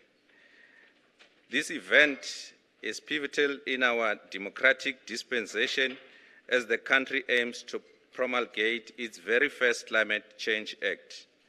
Indeed, to many, this represents a new dawn that gives renewal and hope to all of us that for the first time, climate change, the #1 global threat to humanity, shall be mainstreamed into day-to-day government policy, development and implementation. Climate change is without a doubt the most serious challenge we face globally. It presents critical risk to our development aspirations and threatens to be a critical constraint to inclusive and sustainable economic growth for us and other developing countries. Meeting this challenge is therefore a priority for our government of national unity. Our priority is to leave no one behind in the transition we must make to a climate resilience and low carbon economy and society. And we have to this end embark on a just transition. This requires a concerted effort across government and society more broadly, And this forum presents an excellent example of a model of engagement that can be applied to developing solutions and building consensus on pathway we must travel. Hence, at the very beginning of my address, I wish to commend the organizers for convening such an important and necessary event. Distinguished guests, in the context of climate policy, South Africa has consistently followed evidence-based and consultative process nationally and internationally. Climate change is a global problem, and so we have ratified both the United Framework Convention on Climate Change and more recently its Paris Agreement. It is difficult to overstate the importance of multilateral approach to climate change, and especially for middle-income countries such as South Africa.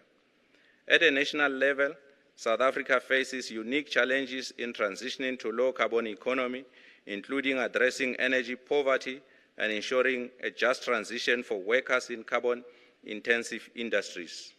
Furthermore, vulnerable communities in South Africa, particularly those in rural areas, are disproportionately affected by the impacts of climate change. Droughts, floods, and extreme weather events threaten livelihoods and food security, highlighting the need for equitable climate adaptation strategy that prioritizes the most affected population. The policy challenges are therefore great, but a lot has been implemented and is currently being implemented. In a decade since our national climate change response policy framework was adopted in 2011. I reflect on this as our Climate Change Act is about to be signed into law. The Act provides an overarching framework for climate action in South Africa and place in a formal legal framework the various measures we have put in place so far in our climate response.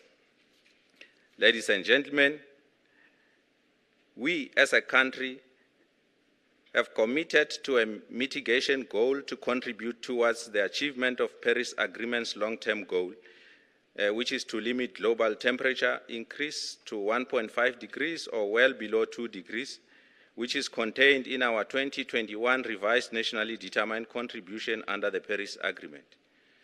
Our contribution comes in the form of a commitment to an emission range between 350 and 420 megatons CO2 equivalent by 2030. To achieve this NDC mitigation goal, South Africa's Climate Change Act defines policy instruments, including the sectoral emission targets and the carbon budgets that will steer our emission reduction to align with the NDC commitment. The National Climate Change Act defines sectoral emission targets as the greenhouse gas emission reduction goals, either qualitative or quantitative, applicable to sectors or subsectors over a period of time, determined for 3 rolling 5-year periods and will be reviewed every 5 years in line with the latest NDC. SETs will achieve through the development and implementation of policies and measures for each sector, which may include regulatory instruments, specifically legislation, regulations, and standards, economic instruments, for example, incentives and taxes, government procurement programs, or direct investment by government. The Integrated Resource Plan, National Energy Strategy, Green Transport Strategy, and National Waste Management Strategy are some examples of policies and measures that would help respective sectors implement their allocated sectoral emission targets. Most of these policies and measures form part of South Africa's low emission development strategies, which will also serve as a vehicle to drive the implementation of our NDC. Distinguished guests, I'm pleased to report on progress in the implementation of mitigation system to transition our country towards a low-carbon economy. The government is making headway in institutionalizing the allocation of carbon budgets to large emitters. Carbon budgets are a maximum volume of greenhouse gas emission an entity can emit over a certain period of time. Carbon budgets allocation for the first mandatory period is underway and is expected to be concluded this year. Under the framework, companies which have been allocated carbon budgets will be required to submit mitigation plans to indicate how they intend to reduce their greenhouse gas emissions to keep within their allocated budgets. Carbon budgets will be allocated to enhance South Africa's global competitiveness and investor confidence. Ladies and gentlemen, I'm very pleased that the onset of my term of office coincide with the development of South Africa's updated long-term low emission development strategy 2050, LT-LETS, which is our overarching national roadmap on climate change mitigation to achieve net zero carbon emissions by 2050. The LETS offer an opportunity for the country to reflect on our forward-looking national economic development plans and strategies that embrace low emission and climate resilience economic growth and maximize the use of opportunities for South Africa that will arise from the transition. The roadmap aims to facilitate the implementation of the net zero development objective, considering the role of both states and non-state actors. The roadmap should be packaged in 5-year planning periods to align with broad government planning cycles and with the multilateral NDC cycle. The proposed net zero development roadmap has to take cognizance of existing frameworks and roadmaps such as the Just Energy Transition Implementation Plan and the Presidential Climate Commission's Just Transition Framework.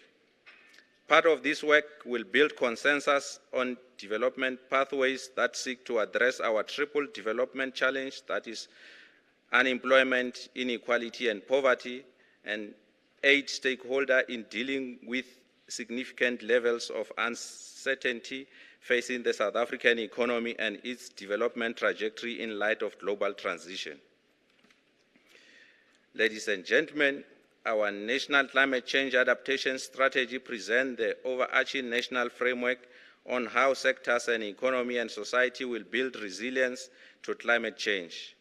Our nationally determined contribution has prioritized the implementation of the National Climate Change Adaptation Strategy interventions for the period 2021 to 2030.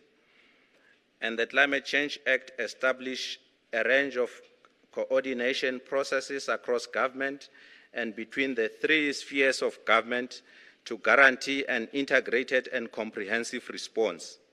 South Africa has made significant progress in developing climate early warning system to monitor and predict weather and climate-related events.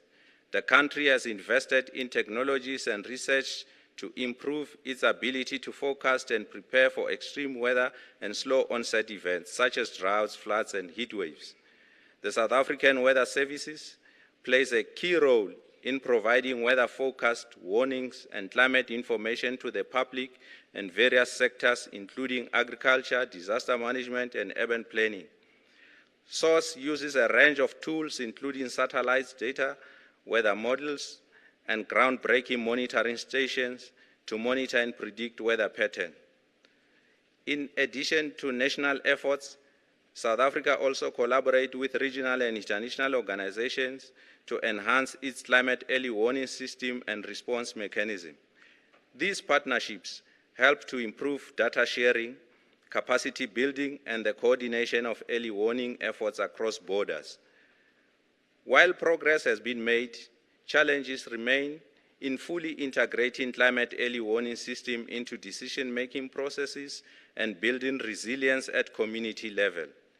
Continued investment and sound funding models for technology, research, capacity building will be crucial to strengthen South Africa's climate early warning system and improve its ability to adapt to the impacts of climate change. Ladies and gentlemen, on the issue of climate finance, this forum provides us an opportunity to share insights on how best we can factor climate change issues into fiscal planning frameworks and finance policy interventions to advance green growth and fast-track implementation at scale. I note current efforts under the leadership of National Treasury, my department, the Presidential Climate Commission, to develop common approaches to tracking climate finance. For my part, I will collaborate with my colleague, Honorable Minister of Finance, Mr. Godongwana, and other colleagues in Cabinet to leverage efforts to upscale climate finance mobilization and fast-track its deployment. Furthermore, we are set to engage with our development partners on how we can support our country in identifying and providing climate finance to implement our climate action priorities. On the just transition, with the Presidential Climate Commission's leadership, South Africa has made a very important policy commitment to a just transition, ensuring no one is left behind during the shift to low-carbon, climate-resilient economy. The South African interpretation of a just transition is society-focused, envisioning measures to uplift and support workers, communities, and society, accommodating a broad range of interests and advocating for systems transformation. It tackles inequalities on both national and subnational scales, centering on the spatial and distributional impacts of the economic transition. The South African government has committed to the implementation of the Just Transition Framework in all tiers of governance, at local government, provincial, national government level, as a mechanism to achieve the LED's vision. The Just Transition Framework will no doubt form a key pillar of the transition to ensure inclusivity and ensure broad ownership of the just transition, where all layers of society play a critical role. Distinguished guests, in conclusion, it is crucial for policymakers, industries, and civil society to work together towards a more sustainable future. By investing in clean energy, promoting sustainable agricultural practices, and advocating for climate resilience infrastructure, we can significantly mitigate the effects of climate change and build a more environmentally conscious society. The state of climate action in South Africa requires collective and ambitious efforts to address the challenges posed by climate change. By prioritizing sustainability, innovation, and inclusivity, we can pave the way for a greener and more prosperous future for all.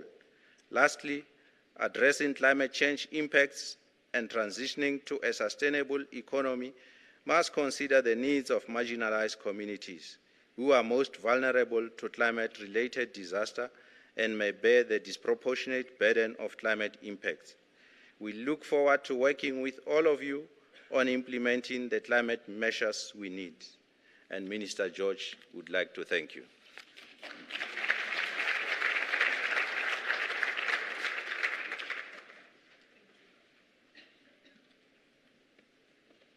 I love the pre.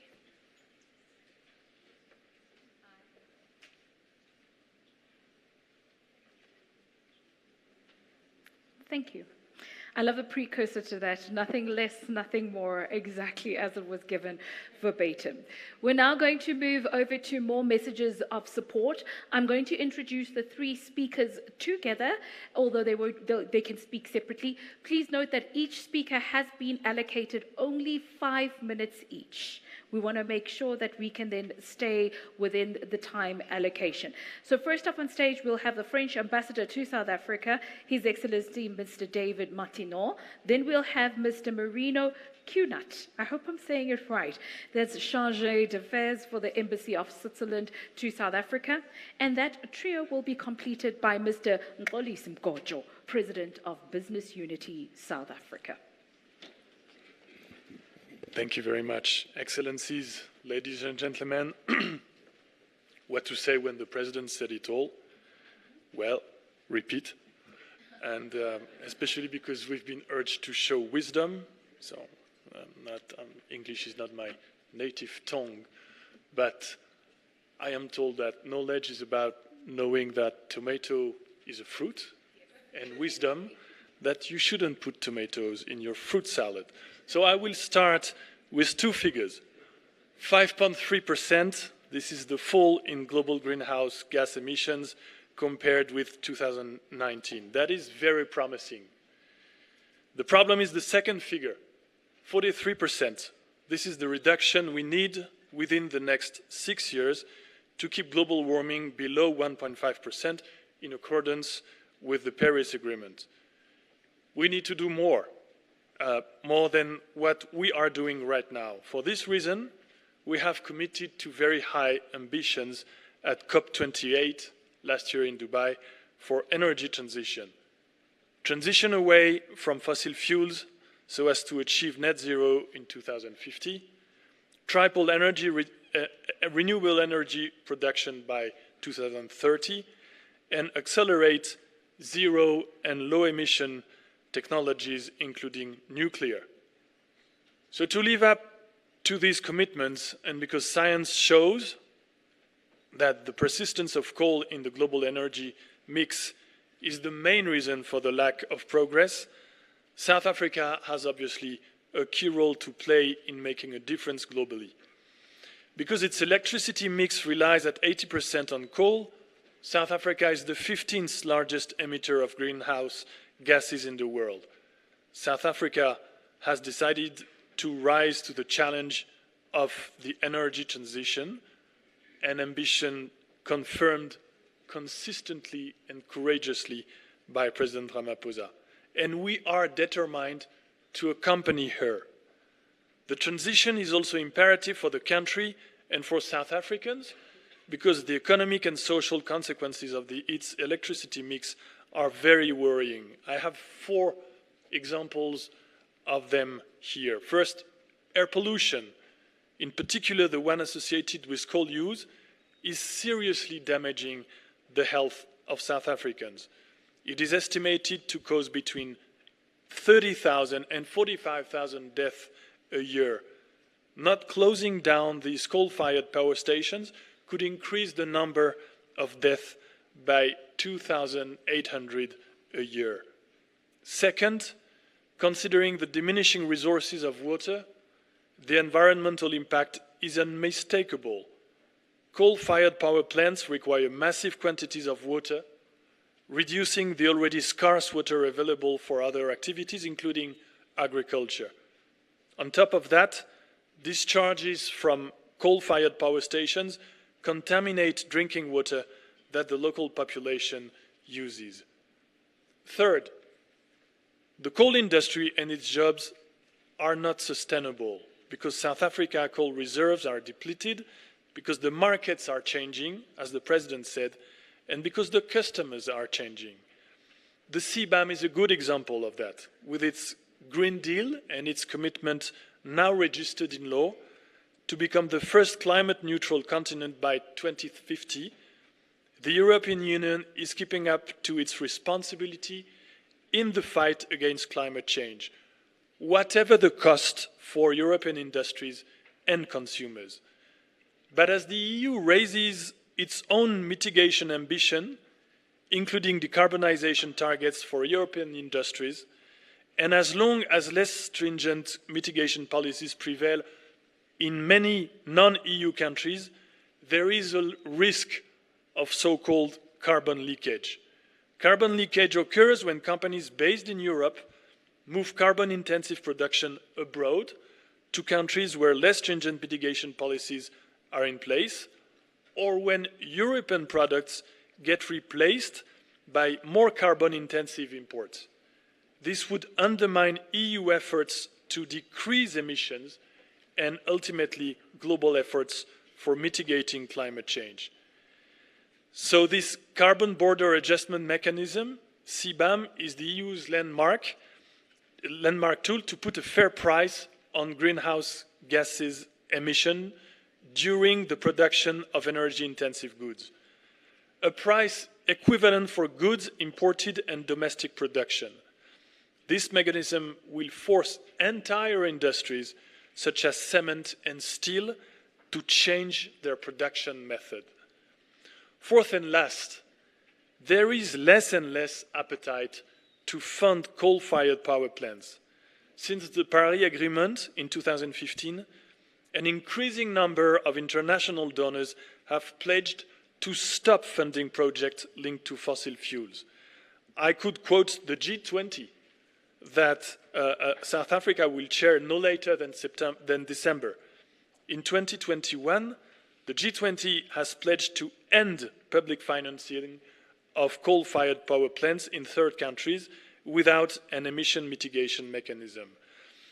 But let's be pragmatic and realistic. Even though the World Economic Forum's June 24 report cites South Africa as one of the countries making the most progress in the energy transition, the exit from coal for South Africa will remain long and difficult. South Africa has asked us for support back in Glasgow in 2021, and this gave birth to the first partnership for a just energy transition. France, alongside Germany, the United States, the United Kingdom, and the European Union, has decided to support this just energy transition. Our financial commitment is 20 billion rands, 1 million euros, and France has already disbursed 300 million euros as a loan to the National Treasury in November 22 in order to strengthen the national framework for climate change and energy transition, to develop renewable energy, and to create 10,000 non-coal jobs in Mpumalanga. What we need now is a strong pipeline of projects, as the President said. We are interested in financing electricity transmission infrastructures because we believe this investment will validate all the previous investments by South African actors, being private or public. And yes, I know, give me 1 minute, please. France is also extremely attentive to the social dimension of the energy transition. We are providing electricity in informal settlements thanks to solar panels, and we have a lot of other solutions to offer. Very quickly, energy transition goes through renewables, and French companies are here in the country, and they have already won public tenders for renewable energy generation and storage projects. And because the cheapest electricity is the electricity we don't waste, we believe energy efficiency in buildings and industry is also an essential measure in the energy transition. French companies are already active on that sector, and we believe that they could step up their activities once the implementation plan for the just energy transition includes this issue, maybe with particular incentives. And there is hydrogen, which is an incredibly promising new source of energy. A French company is already developing projects for hydrogen-powered trucks in the mining sector, and a French company is already planning a 1.5 gigawatt solar farm in Mpumalanga with a huge storage capacity in the form of green hydrogen to provide a stable and continuous supply of electricity. Much remains to be done, first and foremost for the benefit of South Africans, and please always count on us. Thank you very much.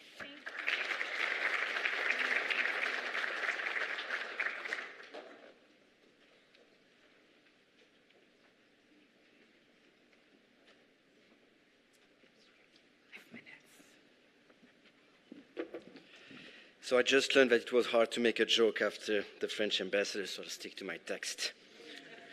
Ladies and gentlemen, all protocol observed. Thomas Stoker, a prominent climate scientist, noted that climate change is not just a scientific challenge, it is a profound test for our values, commitment, and sense of justice towards this and future generations.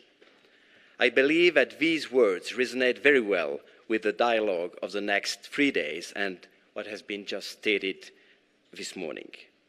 The fight against the devastating impacts of climate change is a global fight that requires creativity, resources, and drive. We cannot ignore the changes we are seeing around us. We have seen more intense droughts, heat waves, and floodings here in South Africa and across the world. And we can already anticipate what inaction will cost for the future generation. Ladies and gentlemen, we also see these effects in Switzerland. Indeed, my country's average temperature has already increased by 2 degrees since record-keeping began more than 200 years ago. Personally, I can sadly confirm that the snow of my childhood is definitely past, is long past. Just as our summers are getting hotter and our winters are getting milder, which is impacting our snowfall patterns and glaciers. As Switzerland is heavily reliant on hydro energy, this is affecting our energy sources. This summer alone, we have also seen more intense rainfall causing devastating flooding and casualties. It has already been said several times, climate change is affecting everyone, and especially the poor. In the same way that you are exploring ways of dealing with climate finance and implementing a just transition here in South Africa, we are also facing some challenges in Switzerland. But let me add out of my prepared speech that my country is also doing its fair share. Not only Switzerland is committed to decreasing its CO2 emissions, but my country is investing in developing countries under Article 6 of the Paris Agreement, especially in countries like Ghana, Malawi, Ethiopia, just to quote a few. Let us hope that South Africa will also be willing to engage in such cooperation in the future. Coming back to the speech, this symposium comes at an opportune time, and Switzerland wants to express its support for South Africa as you explore ways of financing and implementing your climate change strategies. Through our joint efforts and collaboration with South Africa in science and education, through business investment, and through our economic development cooperation, we, as Swiss, recommit ourselves to fighting this battle with you. Ladies and gentlemen, may we have productive engagement in the 3 days to come, and let us fight climate change together. Thank you for your attention.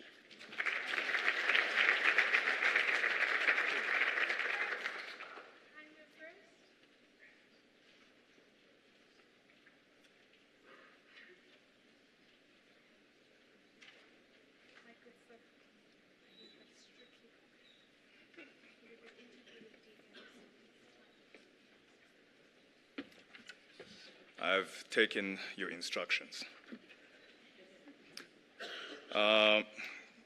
Ladies and gentlemen, really, all protocols observed.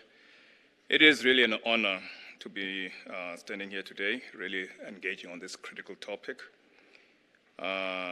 This is a shift that is not only essential for the environment, but it's also essential for business success.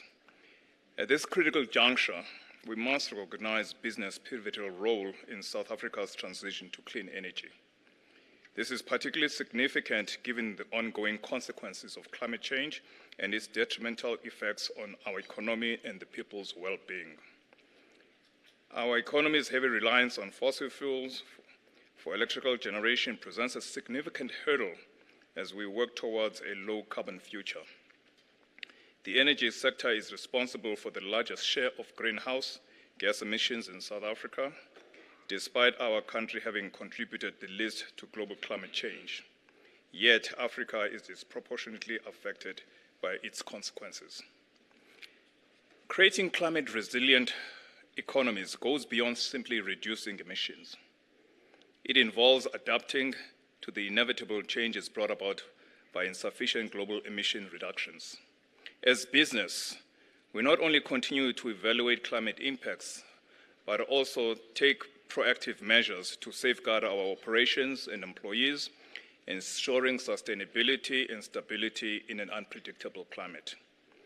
The private sector is crucial in driving this transition. Business invests in clean energy technologies, facilitate the transition process, and allocate resources to finance climate change response measures. We create platforms to implement climate change initiatives while simultaneously addressing socio-economic challenges. Regulatory reforms have enabled private sector investments in renewable energy sources, energy efficiencies, and green technology. Renewable energy sources have become credible and efficient means of production. Business supports the just transition, and we are fully committed to our evolving role in this crucial process. Businesses have successfully adapted to evolving regulatory landscapes, reducing the intensity of emissions in their products and services. This commitment protects the environment, stimulates the creation of green jobs, and boosts our economy. Furthermore, business recognizing the importance of achieving net zero emissions by 2050. We are actively disclosing carbon emissions and being transparent about our climate-related risks. The BUSA NBI Climate Pathway Study has uncovered significant opportunities for decarbonizing the economy, creating jobs, and addressing poverty and inequality. Climate change policies must incorporate a well-coordinated industrial policy geared towards preparedness and adaptability to achieve a just transition. In certain sectors, achieving large-scale mitigation is exceptionally challenging and expensive due to the absence of viable alternative technologies. Additionally, it is crucial to prioritize potential economic growth to ensure broader societal support. Transitioning to a low-carbon, socially inclusive, and resilient economy hinges on prioritizing innovations and investments towards South Africa's net zero pathway. This is vital for Africa, where climate change exacerbates pre-existing challenges such as food insecurity, energy poverty, and social instability. We have heard about South Africa's challenges with extreme weather patterns, and despite these challenges, South Africa has the potential to make significant progress through regulatory measures. By focusing on areas of common interest, the country can encourage innovation in the private sector and enhance the resilience of vulnerable sectors. This approach will increase opportunities for new players to enter the market and promote increasing decarbonization effects. Addressing legislative bottlenecks that limit climate finance opportunities is crucial for South Africa to reap the full benefits of its climate change response. Carbon pricing is integral to the mitigation system to achieve a net zero. However, if not implemented correctly, it could lead to significant production losses, inability to capitalize on low carbon opportunities, widespread job losses, and hinder growth and decarbonization. Such an outcome would be contradicting the just transition principle, which aims to ensure more winners than losers. Initiatives to tackle climate change through policy and legislation are experiencing double taxation. Implementing multiple pricing mechanisms for emission reductions compliance results in a dual penalty. South Africa already bears the most cost of capital required for investing in mitigating projects to meet emission targets. Reskill workers and generating new jobs opportunities for a fair transition alongside a carbon tax. Carbon pricing can enforce compliance and mobilize resources for resilience building. South Africa must establish policy and fiscal support mechanisms that incentivize reducing emissions in hard-to-decarbonize sectors. Recycling revenues generating through climate initiatives can increase climate finance availability and encourage more ambitious actions from business and society.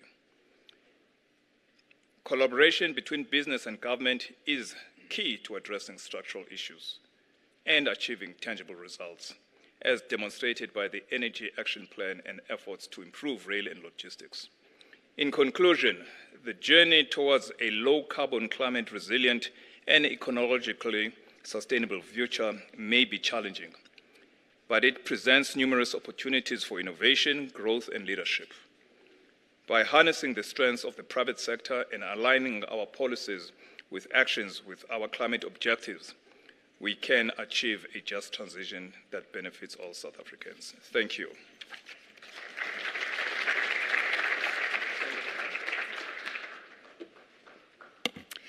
If your car's registration is LS72TZGP, please go to the parking lot. Your lights are on, and we're afraid that your battery might just run out, so please go switch off your lights. We'll now go into a tea break. It is 11:40.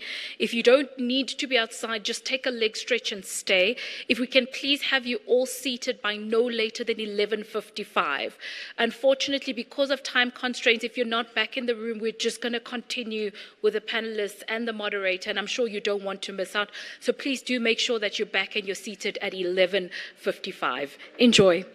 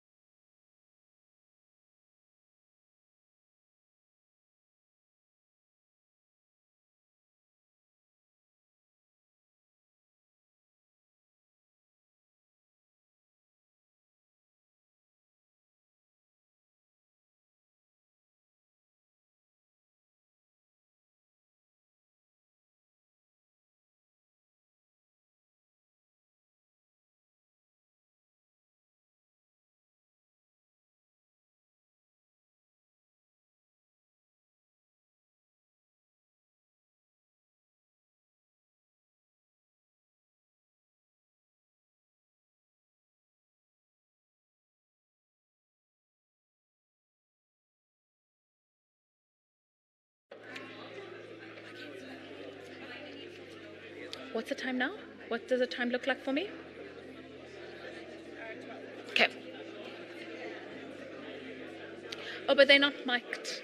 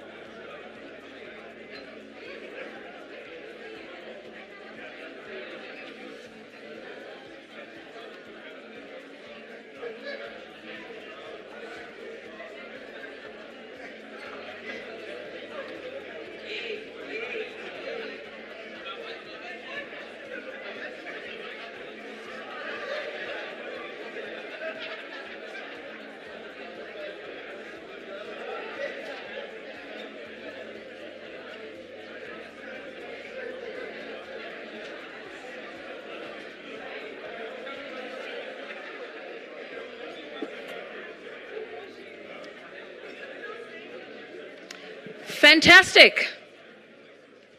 We're now going to move into a panel discussion on scaling finance. Can I ask us to all please be settled so we can proceed?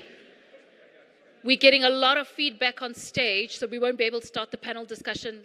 Please, can I ask all of us to take our seats? I'm going to ask us to please work as a team here, because some of the conversations are being recorded. So every conversation is a feedback to stage.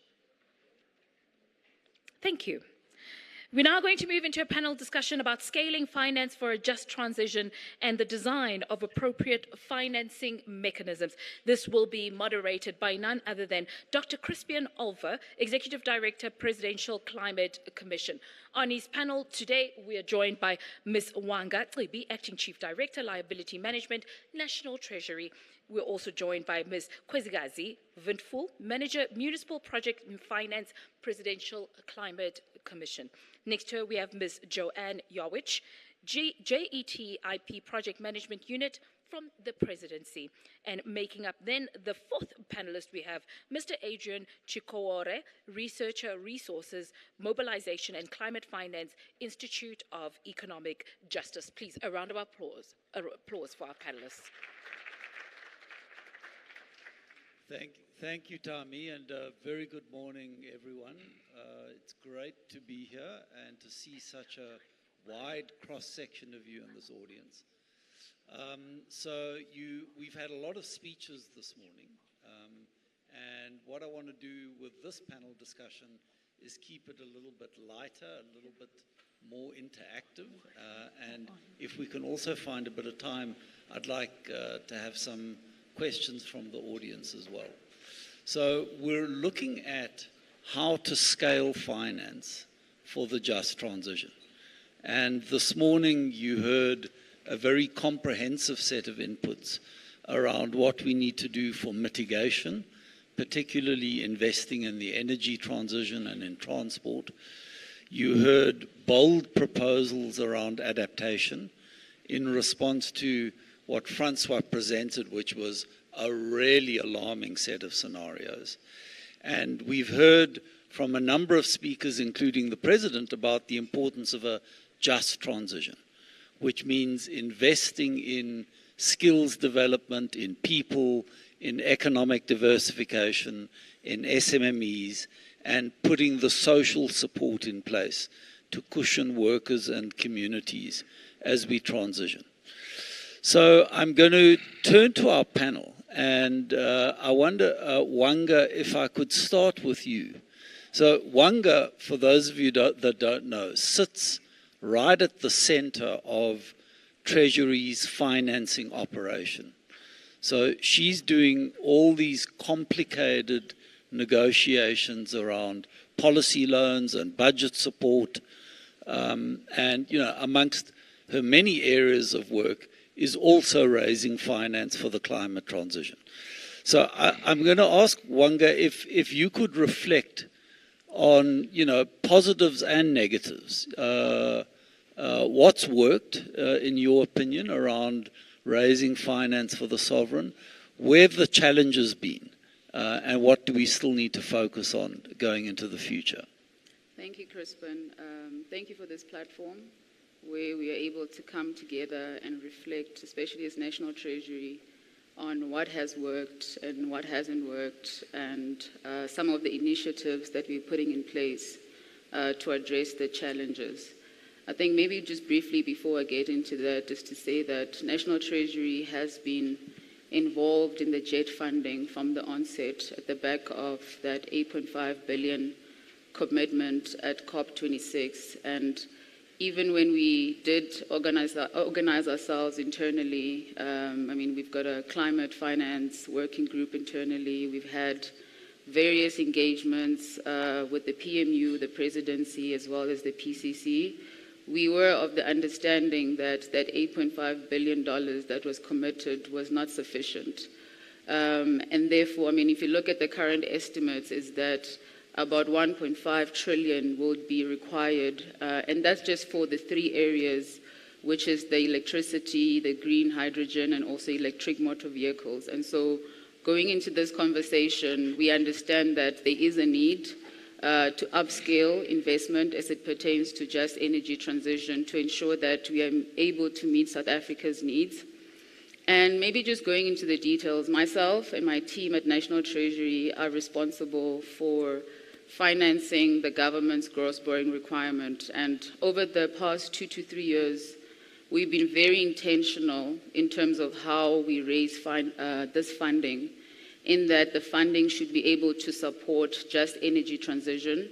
If you look at the loans that we have negotiated and concluded, so far we've managed to raise just over $3.2 billion, and this is policy-based loans that we've been able to do so with the partnership of the World Bank, the AFDB, the New Development Bank, the KfW and AFD have been supporting us. And how we've successfully been able to do that is that we've created a lender platform where we are able to negotiate these loans as lenders and not bilaterally.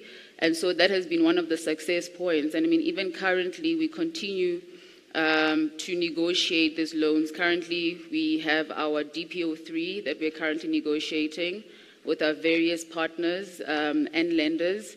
And we are hoping that, before the end of this year, we'll be able to conclude on that.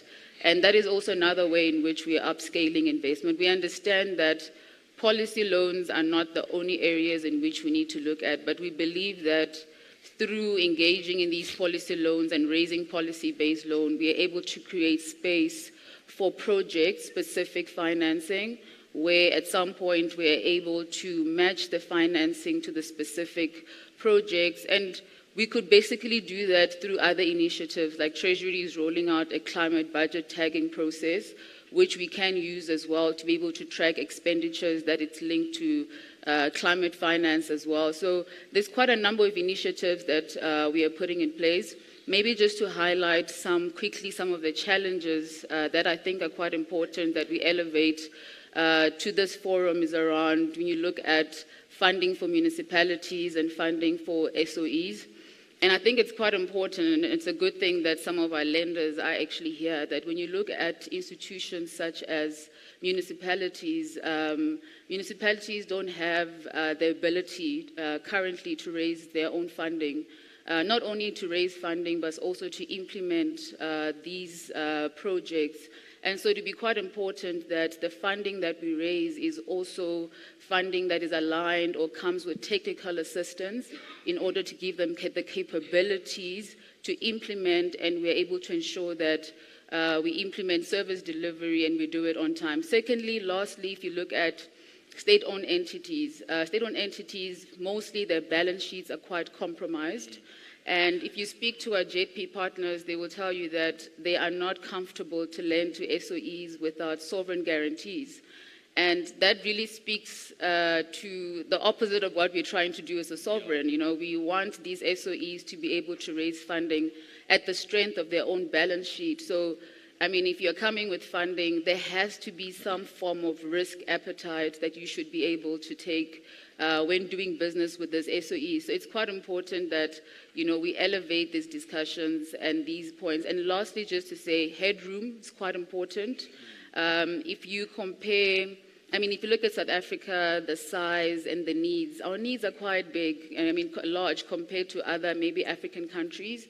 And that also would need to be considered as we have these discussions amongst ourselves and also our lenders and partners. Thank you. No, it sounds like an incredibly pressurized and difficult set of discussions, and a very difficult needle to thread with the SOEs and their balance sheets. And, you know, we understand Treasury's constraint in terms of endlessly dishing out these guarantees.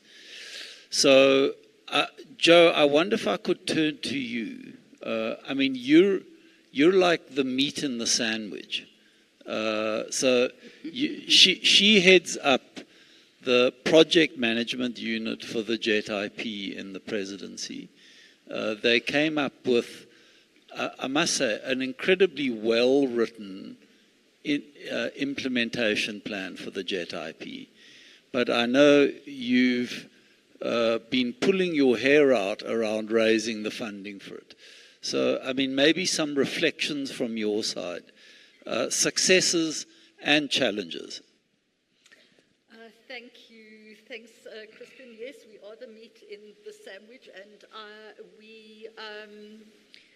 we are sitting with both a set of huge opportunities and a set of quite significant challenges that we're going to need to find solutions to in order to be able to get this $98 billion plan on a set of wheels that is going to mean that it really moves forward. And I think that Wanga has spoken about some of them.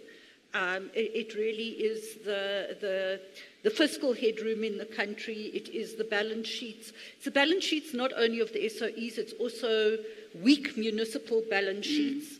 The JET investment plan focuses, for example, on trying to leverage finance for big investments in both the transmission and the distribution grid.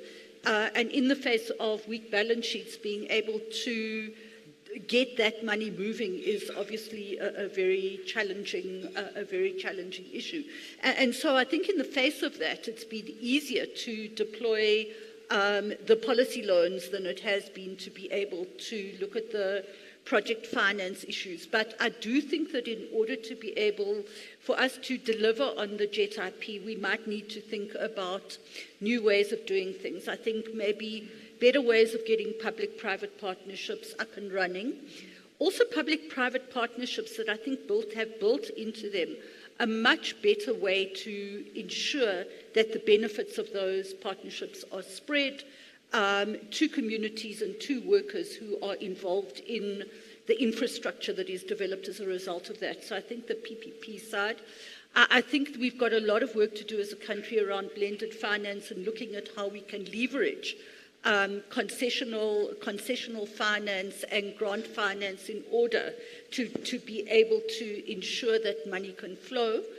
And then I think that there's a lot of work also to be done around risk mitigation measures. So I think there's a set of issues around financial instruments. And two last points. The one is really around the fact that we have a very weak set of very weak project pipelines in the country. So we don't have a very mature portfolio of projects in all of these areas: electricity, green hydrogen, new energy vehicles that can be immediately come on to be financed.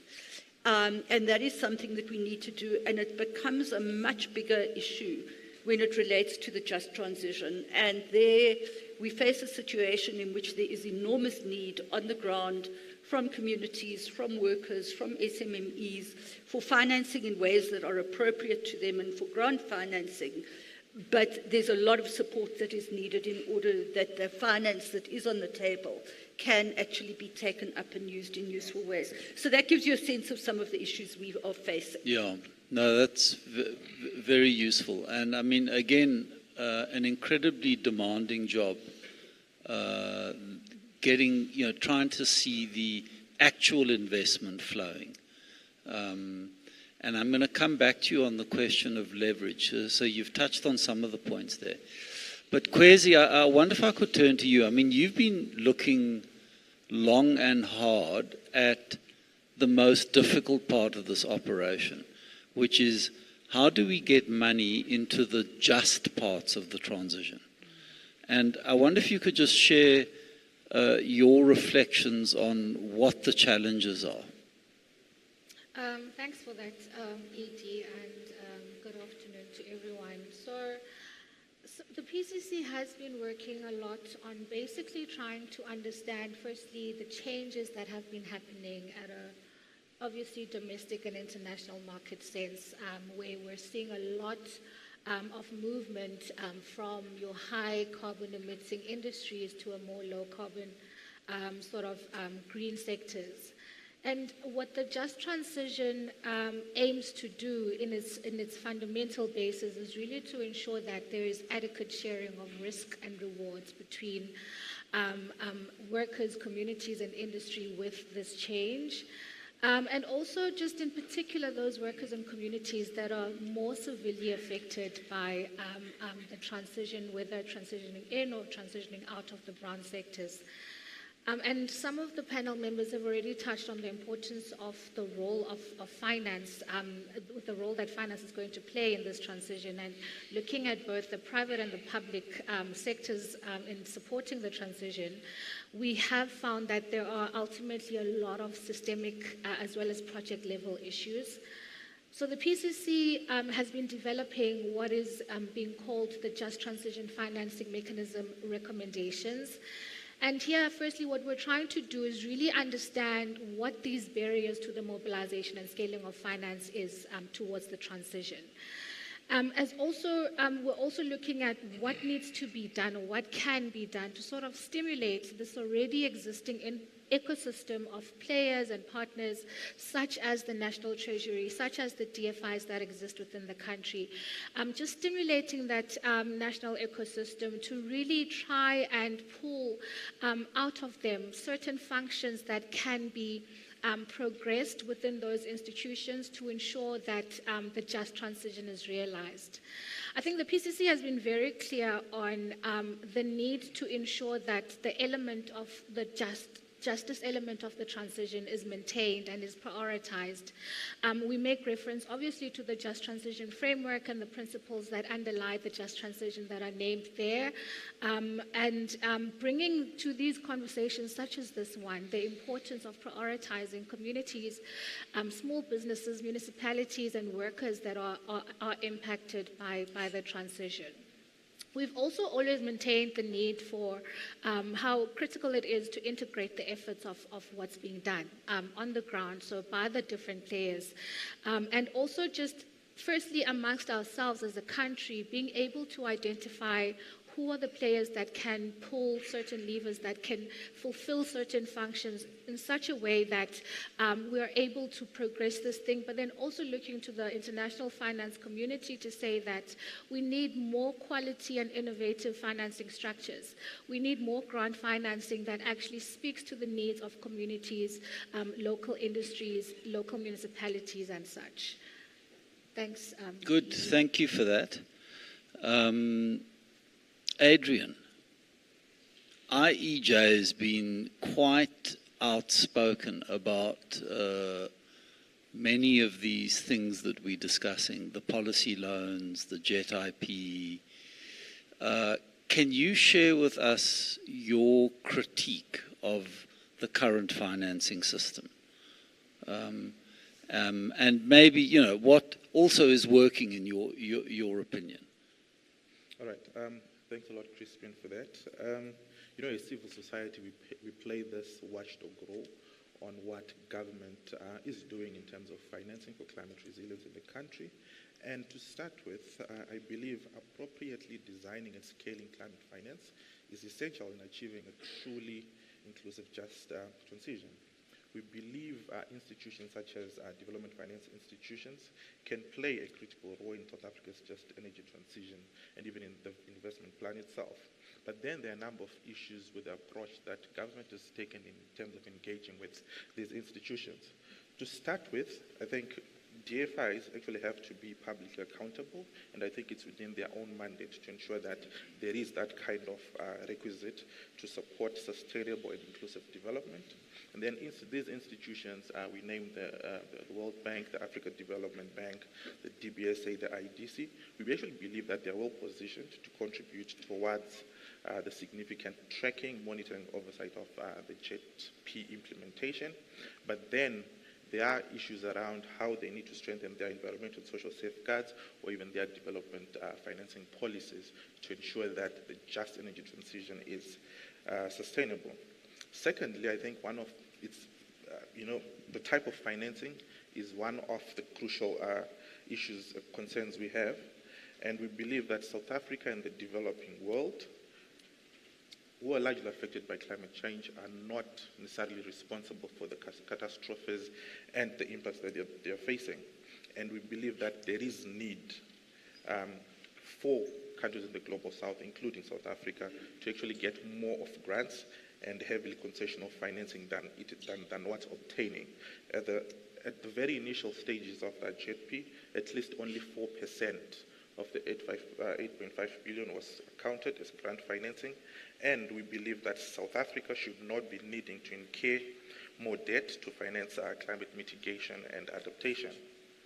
And where the country takes up debt, it is essential that it be managed transparently as it is in the interest of the public. Thirdly, I think Kwesi has pretty much spoken about this, but it's actually the allocation of financing which we believe is equally important. The current state of affairs is that the allocation of financing is largely biased towards private sector and not community-based approaches to decentralize the energy sector. So this is an issue that we believe is unfair, is unjust, and there won't be any sustainable movement towards the just energy transition when you don't account for the social sectors. Lastly, and I'm very worried, this has been spoken quite a lot within this forum, including from the presidency itself. You know, the JET-IP or the JETP is a mix of concessional loans, grants, blended finance, and PPPs. And we see National Treasury, we see government, even the presidents highlighting that, or that prioritization of blended finance and PPPs. And in this instance, the promotion of independent power producers. And by virtue of engaging into this kind of approach, we're basically committing the state to de-risk private investment, and this carries a lot of risks. One, it is an expensive approach to financing in which the state assumes the majority of commercial risk, providing sovereign guarantees for much of the debt. The blending approach, the blended finance model, subsidizes the cost of capital for IPPs and further encourages them to take on greater risk and engage in short-term speculative activity in financial markets to secure additional sources of profit. And then lastly, the private approach or the private financing model is likely to deepen energy poverty through increasing of energy prices. I think already we're seeing some semblance of that, infrastructure fees and things like that, which are somewhat problematic. And this locks the government into high tariffs. And this is basically problematic in that the government is, privatizing profits for the private sector, whilst also then socializing the risks for the citizen. And we believe these are challenges we need to have, like a collaborative approach to dealing with, to ensure that we have a sustainable, just energy transition going forward. Thank you. That's a very succinct presentation of your critique. So well done for doing it so rapidly. I mean, it leads us onto the obvious question of how, with the limited amount of grant finance we have on the table and government's current funding constraint, how we go to scale and how we achieve leverage. I mean, I know implicit in the term leverage is that you're leveraging up private finance, which I think is what one of the concerns you're raising. But I mean, let's test this issue of leverage with the rest of the panel. Wanga, do you want to weigh in on that? Yeah, definitely do that. I think one of the things that is quite important, I know you're saying there isn't enough grant funding. I know the PMU has done quite a number of work to try and upscale the grant funding, but we still think that the grant funding is very small. And we should still be having those conversations with our lenders and our partners for them to still provide the grant funding. And if you want to go and finance and raise funding for a municipality, you need it to be a little bit more skewed to grant funding. But we should also have innovative instruments that we can use that could potentially be de-risking instruments. For example, we are currently working with the World Bank to put together, it's a credit guarantee vehicle that would provide de-risking instruments such as insurance and guarantees. And the great thing about this initiative is that it reduces the need for sovereign guarantees, because this is on a project-by-project basis. So if you've got a jet-related project, you can apply for this instrument through this credit vehicle guarantee. Other ways that we can actually look at is looking at off-balance sheet solutions, which I think are quite important, right? And so we've also been working with AFDB in terms of looking at off-balance sheet solutions for transmission. And that work has, commenced. We have engaged with the PMU as well. They're also part of those discussions where we're looking at, like he was saying, there's a risk around independent power transmission. But what that does is it creates an environment where you get private sector participation as well, which previously was not there. And so those are some of the areas that we can definitely look at. We are busy working on it, and hopefully it will create a way in which we're able to upscale our investments. Yeah. No, great, thank you. Joe, what's the world of leverage look like from where you sit? Okay, so I think that what the investment plan says very clearly is that we want to mobilize this finance from the widest possible set of sources. And certainly having walked a kind of, I suppose, a year-and-a-half journey in relation to the implementation of the plan, I think that there are some solutions that we need to find that are waiting there. I think the one really is the upscaling of the grant finance and how we use that to leverage and to support community-level initiatives, but also SMME interventions that support economic diversification. So I think that is one of the areas of essentially where we need to find blending solutions that are going to enable that to move. I am not convinced that as a country that we are utilizing the opportunity that is afforded by the international climate financing environment and institutions well enough. A big part of the JET IP is the $2.5 billion that has been pledged as a package through the climate investment funds. And I do think that we should be in a much more deliberate way going out and looking at the opportunities that things like the Green Climate Funds, the Adaptation Fund, a range of other instruments that sit in the international environment are utilized. Yeah. I think as a country we should also be feeding into the much bigger international conversation around how climate finance is going to be raised in the long run. There's a conversation in the G20, there's a conversation in the UNFCCC, And I really think there's an opportunity for South Africa to look at what the possibility is around piloting and spearheading on the basis of a really good plan some of the solutions that are being put forward in the international environment. So I think those are the broader level, but then I think that we should be doing our blending and our mobilization and looking at the opportunity of what is in the public purse and how that can leverage both international concessional as well as private finance in a much more effective way. Yeah. Kwesi, I wonder if I could turn to you. I mean, does leverage work when we're talking about just transition type projects? Yeah, so as I'm sitting, I'm thinking about also some of the conversations that were had earlier on sort of the need to develop these credible pipelines of projects, right? And having looked at the initial, I guess, the funding that was given to South Africa through the JP, a lot of it was named or labeled catalytic finance. And so where I'm sitting and some of the work that we've been doing is really looking at how can we leverage the financing that we already have to sort of stimulate implementation at those levels. So at municipalities, at local government, how can we use this available finance to actually catalyze action in such a way that you are building ways and models that municipalities can then use to raise the financing that's needed. I think Job just mentioned obviously the multilateral development banks, your CIFs and your GCFs that speak to climate finance, but I think there's really a need for us to use this catalytic finance in such a way that we're able to capacitate these state actors and enable them to be able to actually develop projects on their own.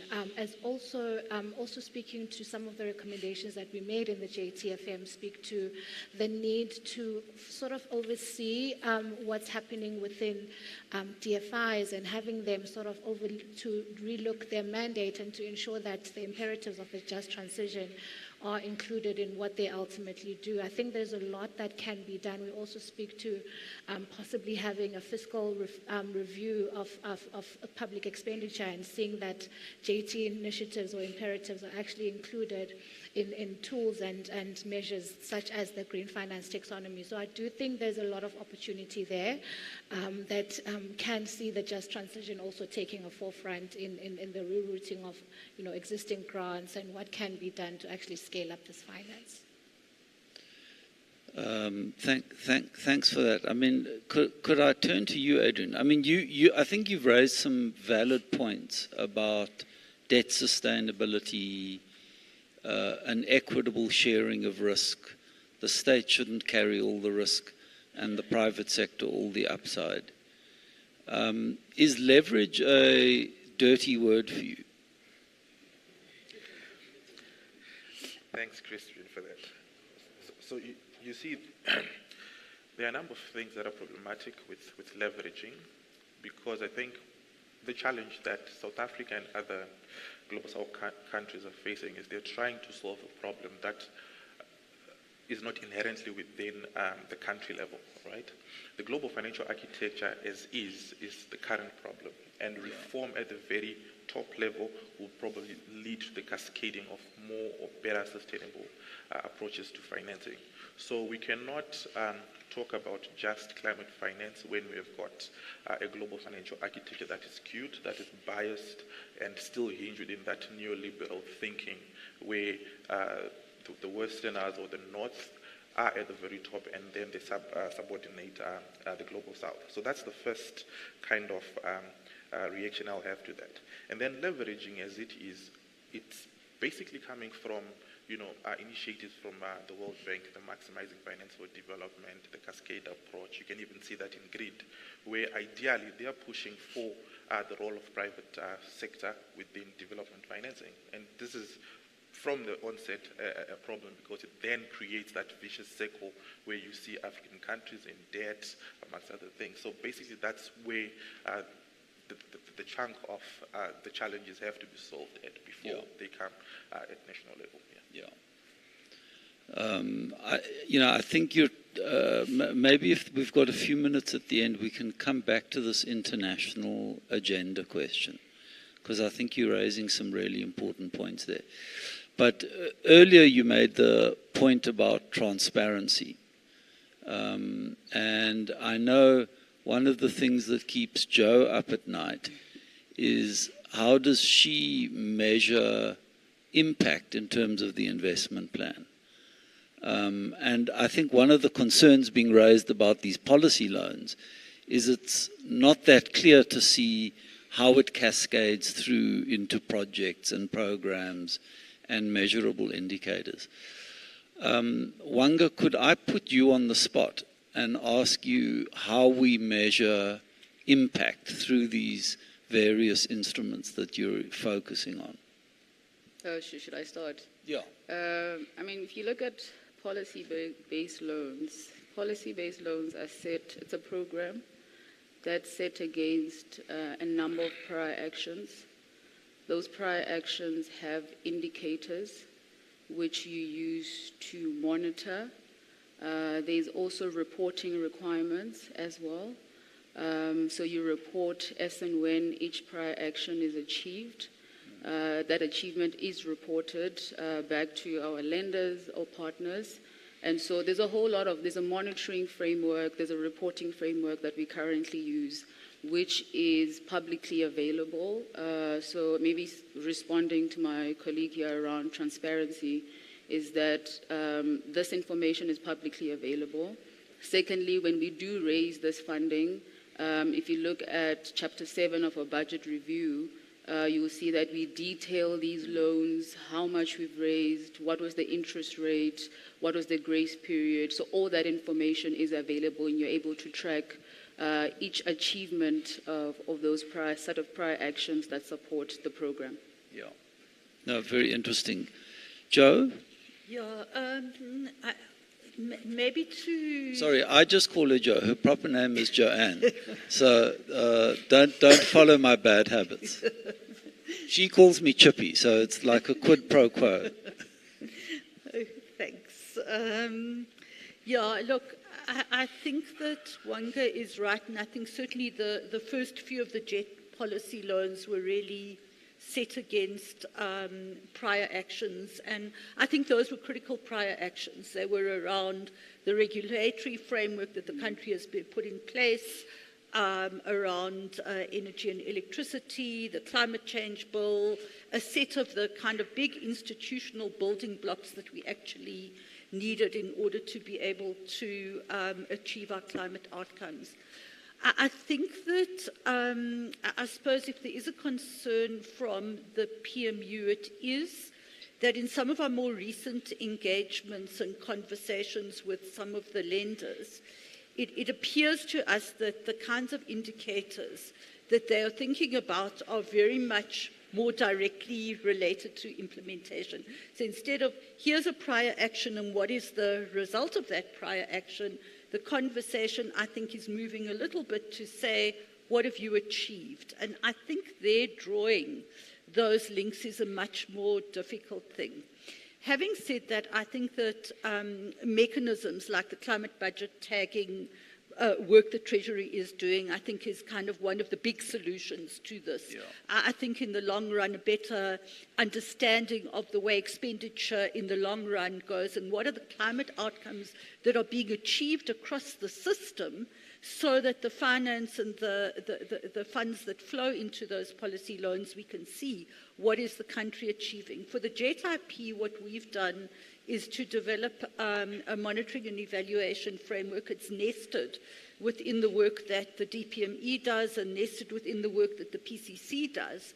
But it really tries to look at the relationship between input in terms of the finance and the output. And I am certainly hoping that the work that we have done there is work that then can support the processes that National Treasury is running in relation to those, because it I think there's a theory of change that informs it that really does look at if you invest in a particular area of infrastructure, for example, what is the result that you want and how at the end do you see that there has been a tangible outcome?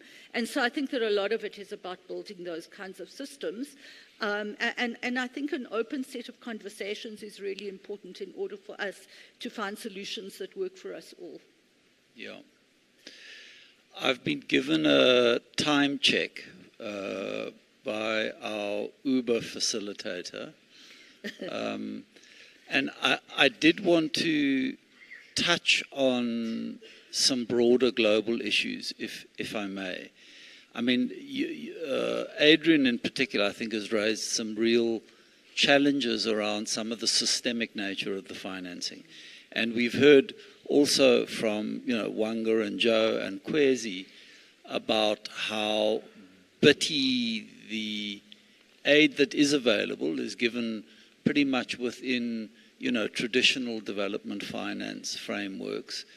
It's not really integrated. We struggle, because it's so linked to technical assistance, we struggle to use it in a catalytic way to go to scale, to get the 98 billion that we need for the JET IP. So I'm wondering if I could just challenge the panel on how we raise these issues at an international level. And I don't want to overburden you, Wanga, but I know you've just come back from the G20 Sustainable Finance Working Group. Is there any discussion on these issues at that level? Definitely. These issues are being discussed at that level. I was actually looking at the program that we had last week. We spoke about just transition, how we could get funding specifically just for just transition. We spoke about reporting and matters around governance as well, and regulation. And so these issues are being discussed, right? So if you look at the SF, the Sustainable Finance Working Group, these are also being discussed at the Task Force Climate Finance Group as well. And also if you think about the fact that South Africa will be taking over the G20 presidency for next year, and we're currently busy working on the priority areas for our presidency next year, it would be quite important that the conversations that we have today and the issues that we raise today, that they are elevated to that level, because they are what affects South Africa in terms of being able to meet that just energy transition. And so, so those are being discussed. So we'll just ensure that they are elevated to that level. But it's important to discuss. But I think what's also important is that we should start seeing the funds move, these things being implemented and executed, which is quite important. But we definitely are discussing most of the stuff we discussed today. Yeah, I'll come back to you, Joe. But Adrian, I mean, you put this issue on the agenda. Any reflections from you on a global agenda? Yeah, indeed. You realize South Africa stands to benefit more from a developmental climate finance regime, and these issues around climate finance actually at the global stage, but they also have to have the mandate from the domestic level.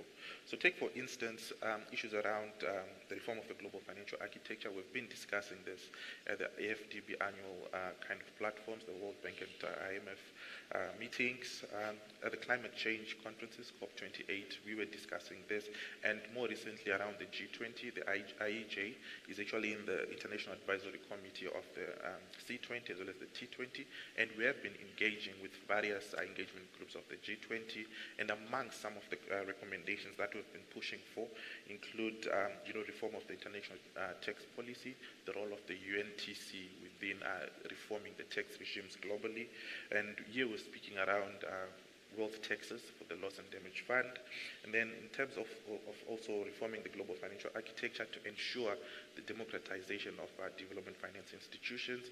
You know how skewed the World Bank Group is, and there is need for reform and equality to ensure a just transition at that level. So yeah, we're also even calling for the cancellation of debt, amongst other things. And then I think we all know what special drawing rights did in 2021, 2022 in terms of alleviating the challenges countries were facing with the COVID pandemic. This can be the same with the climate change catastrophes that are facing the globe, and it will be important that we raise those at that level. Yeah. And given that even South Africa is taking up the G20 presidency in the next year, but I think handover is around end of year, it's actually important to start collaborating on some of these issues. Yeah. As the IEJ, we're actually engaging the National Treasury as well as DECO with regards to the same, so that we can move on one page. Okay, well, it's good to know that civil society is actively mobilizing for the G20, and I think South Africa is going to have a tall task on its hands next year, managing all these conflicting demands.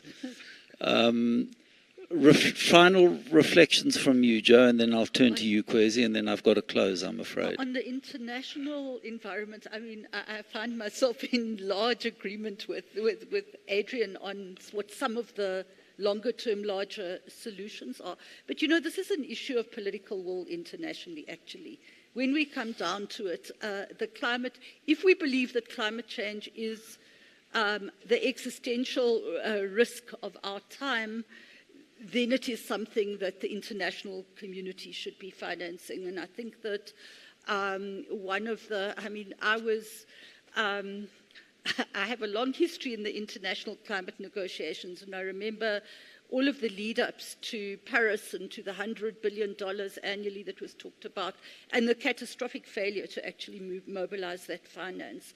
And I think it is actually, it's not a financing issue, it is an issue of political will, and I think that it is incumbent on us all and as developing countries to be able to say, how are we going to work together in order to be able to build the base of consensus and the kinds of solutions that are really going to enable us in the international fora, and I think we've spoken about a lot of them, to push for an appropriate and long-term climate financing architecture globally. No, good. Kwesi, you've got the last word. Thanks for that, Edie. So I just want to say in closing that, firstly, really happy that these conversations are happening at an international stage.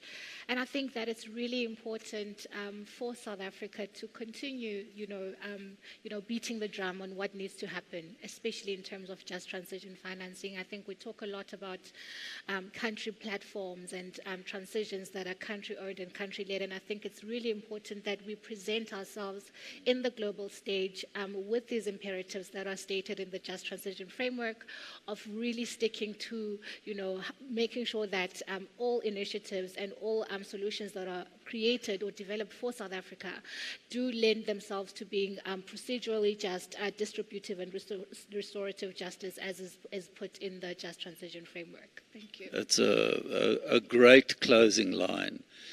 So I'm sorry I didn't deliver on my promise, which was that there'd be a little bit of a Q&A, but as you can see, time ran away from us.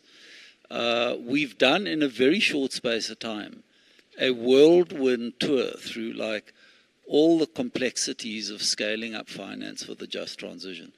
And many of the themes we've aired now, you're going to see now woven systematically through the program over the next 2.5 days.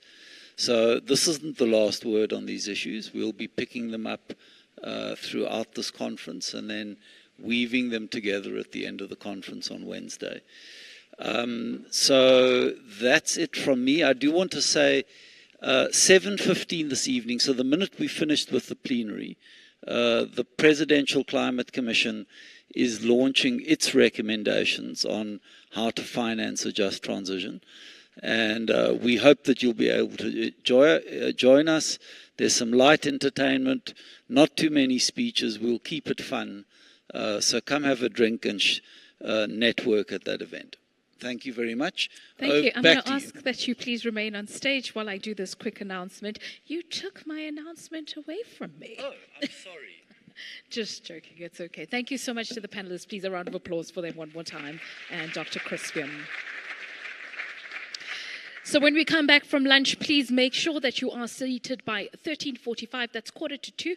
We'll then be going into the discussion on the fiscal risks associated with climate change. So we will break now for lunch. How you get to the lunch area is you get out the doors out the second set of doors, go to your right, and then you will see steps right at the end and go downstairs to grab some lunch. We'll see you shortly. Thank you.